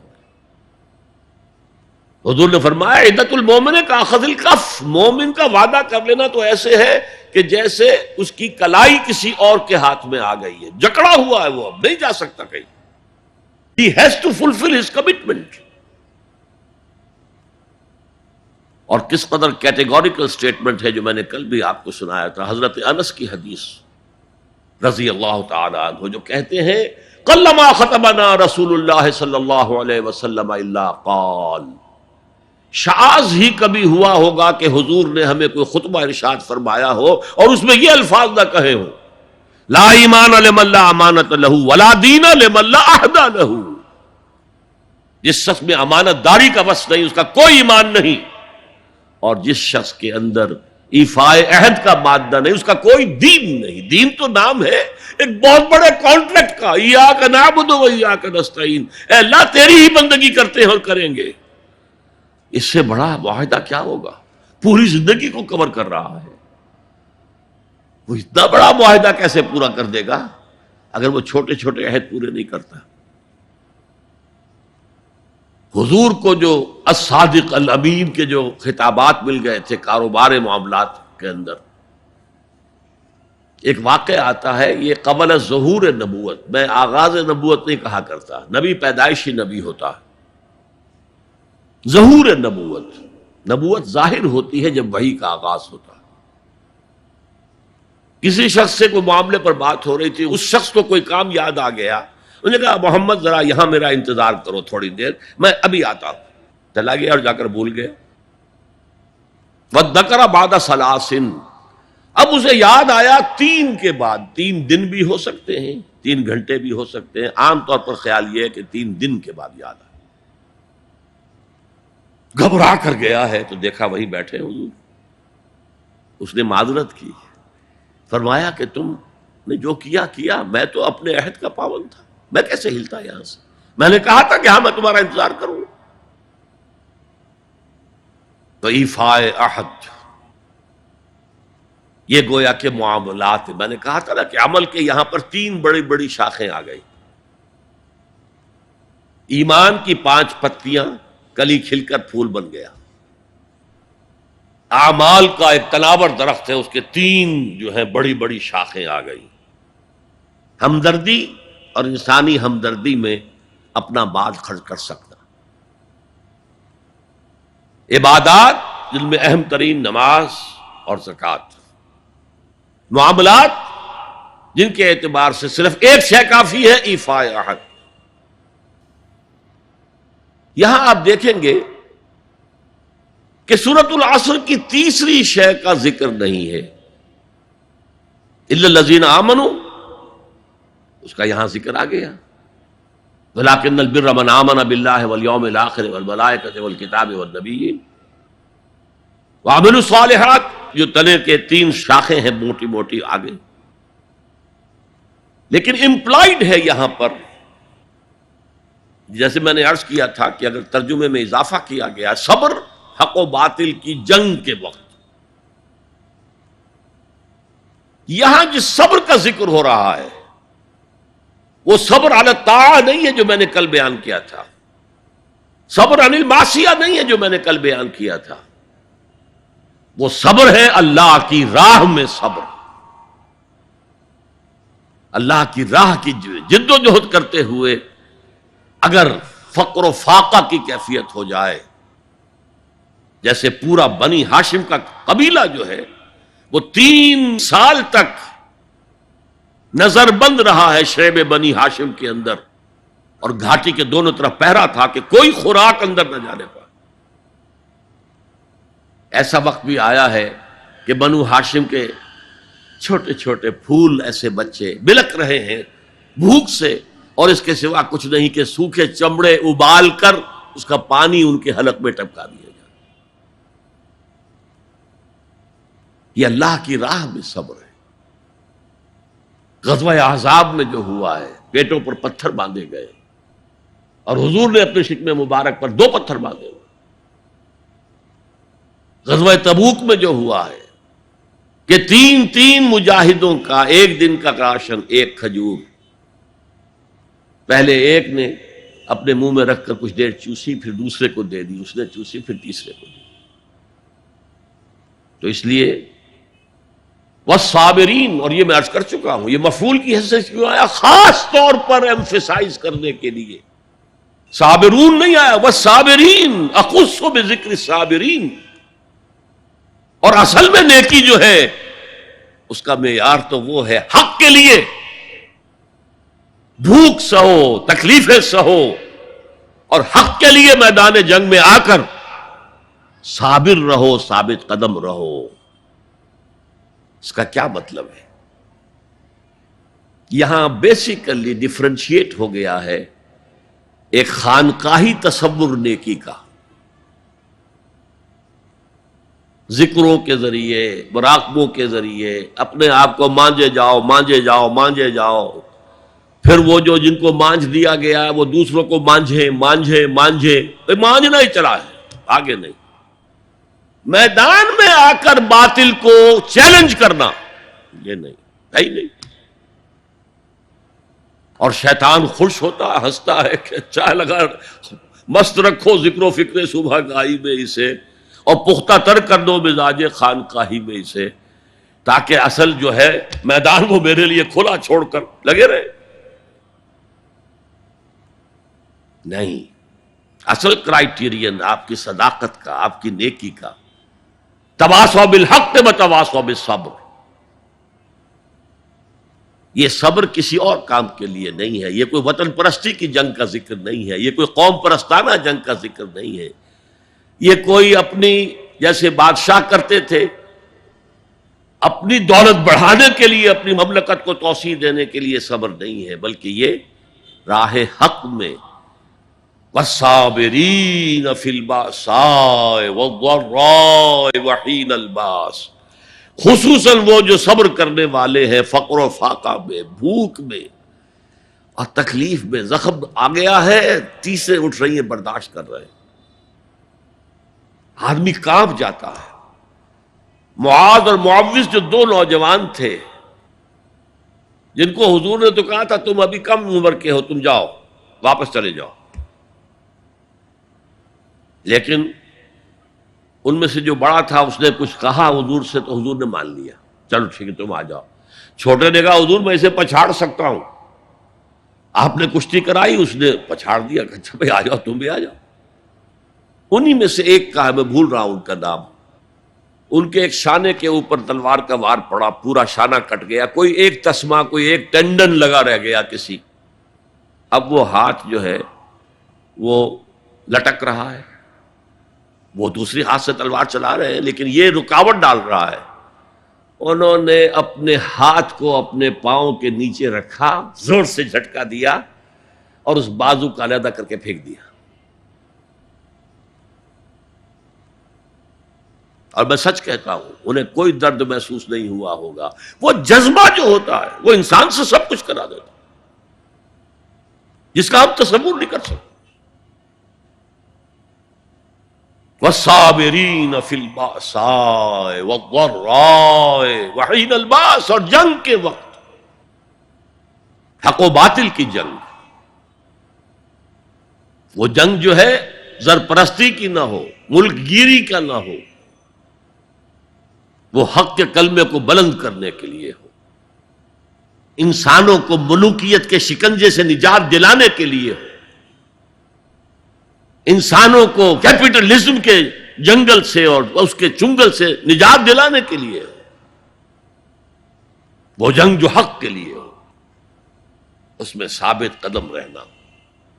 یہ صبر کی سب سے اونچی منزل ہے، اور یہ نمایاں ترین فرق ہے اسلام کے تصور نیکی میں اور جو آپ دنیا میں دوسرے، چاہے وہ بدھ مت کا تصور ہو اور چاہے وہ کسی اور کا تصور ہو اور چاہے وہ صوفیانہ تصور ہمارے ہاں کا ہو، چاہے وہ کرسچین موناسٹسزم کا تصور، ان سب سے جو فرق ہے وہ یہ ہے کہ جہاد فی سبیل اللہ چوٹی پر ہے.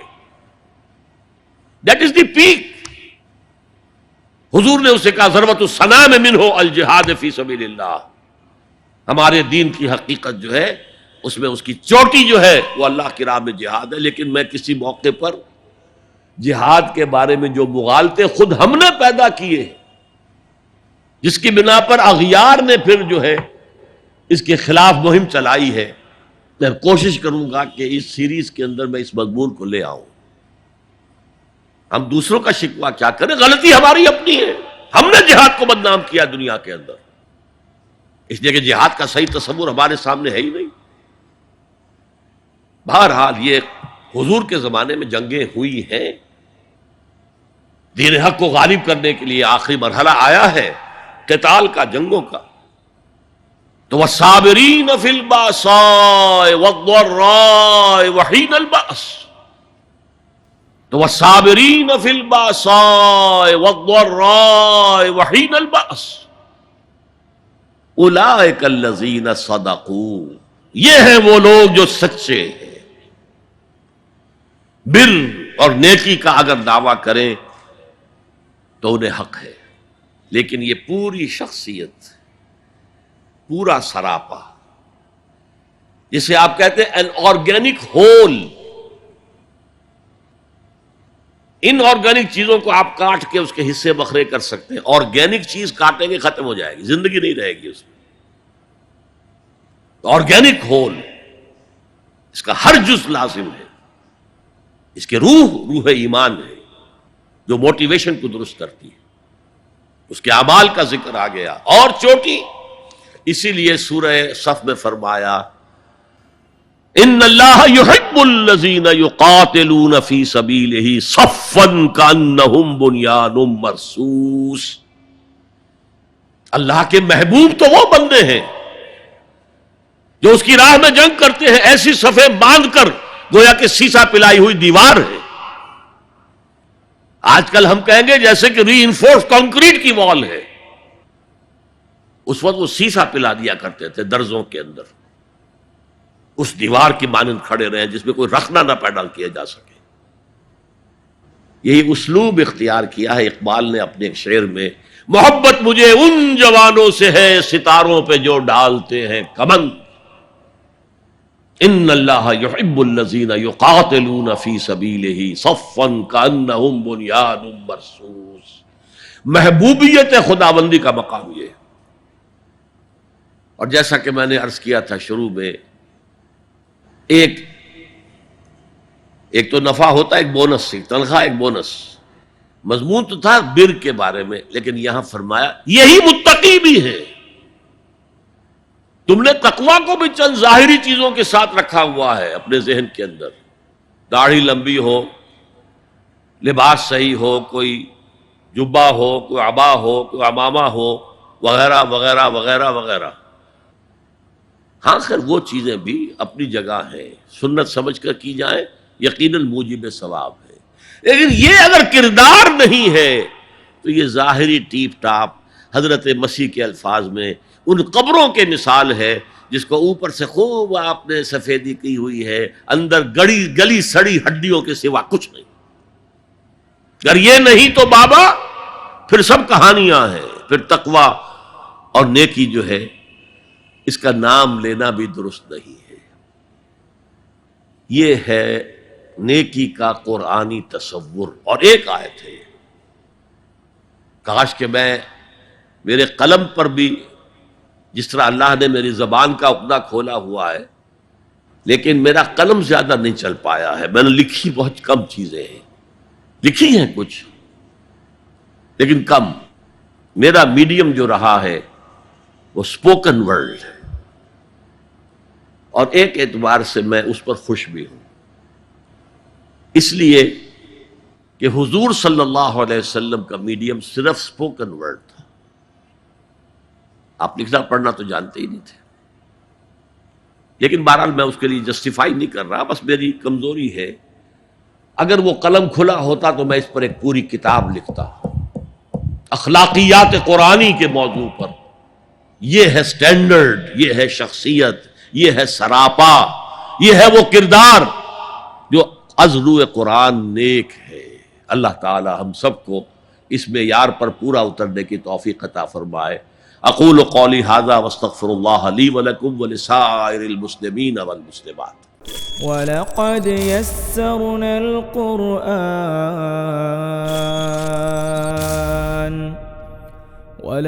يَسَّرْنَا الْقُرْآنَ لِلذِّكْرِ فَهَلْ مِن مُّدَّكِرٍ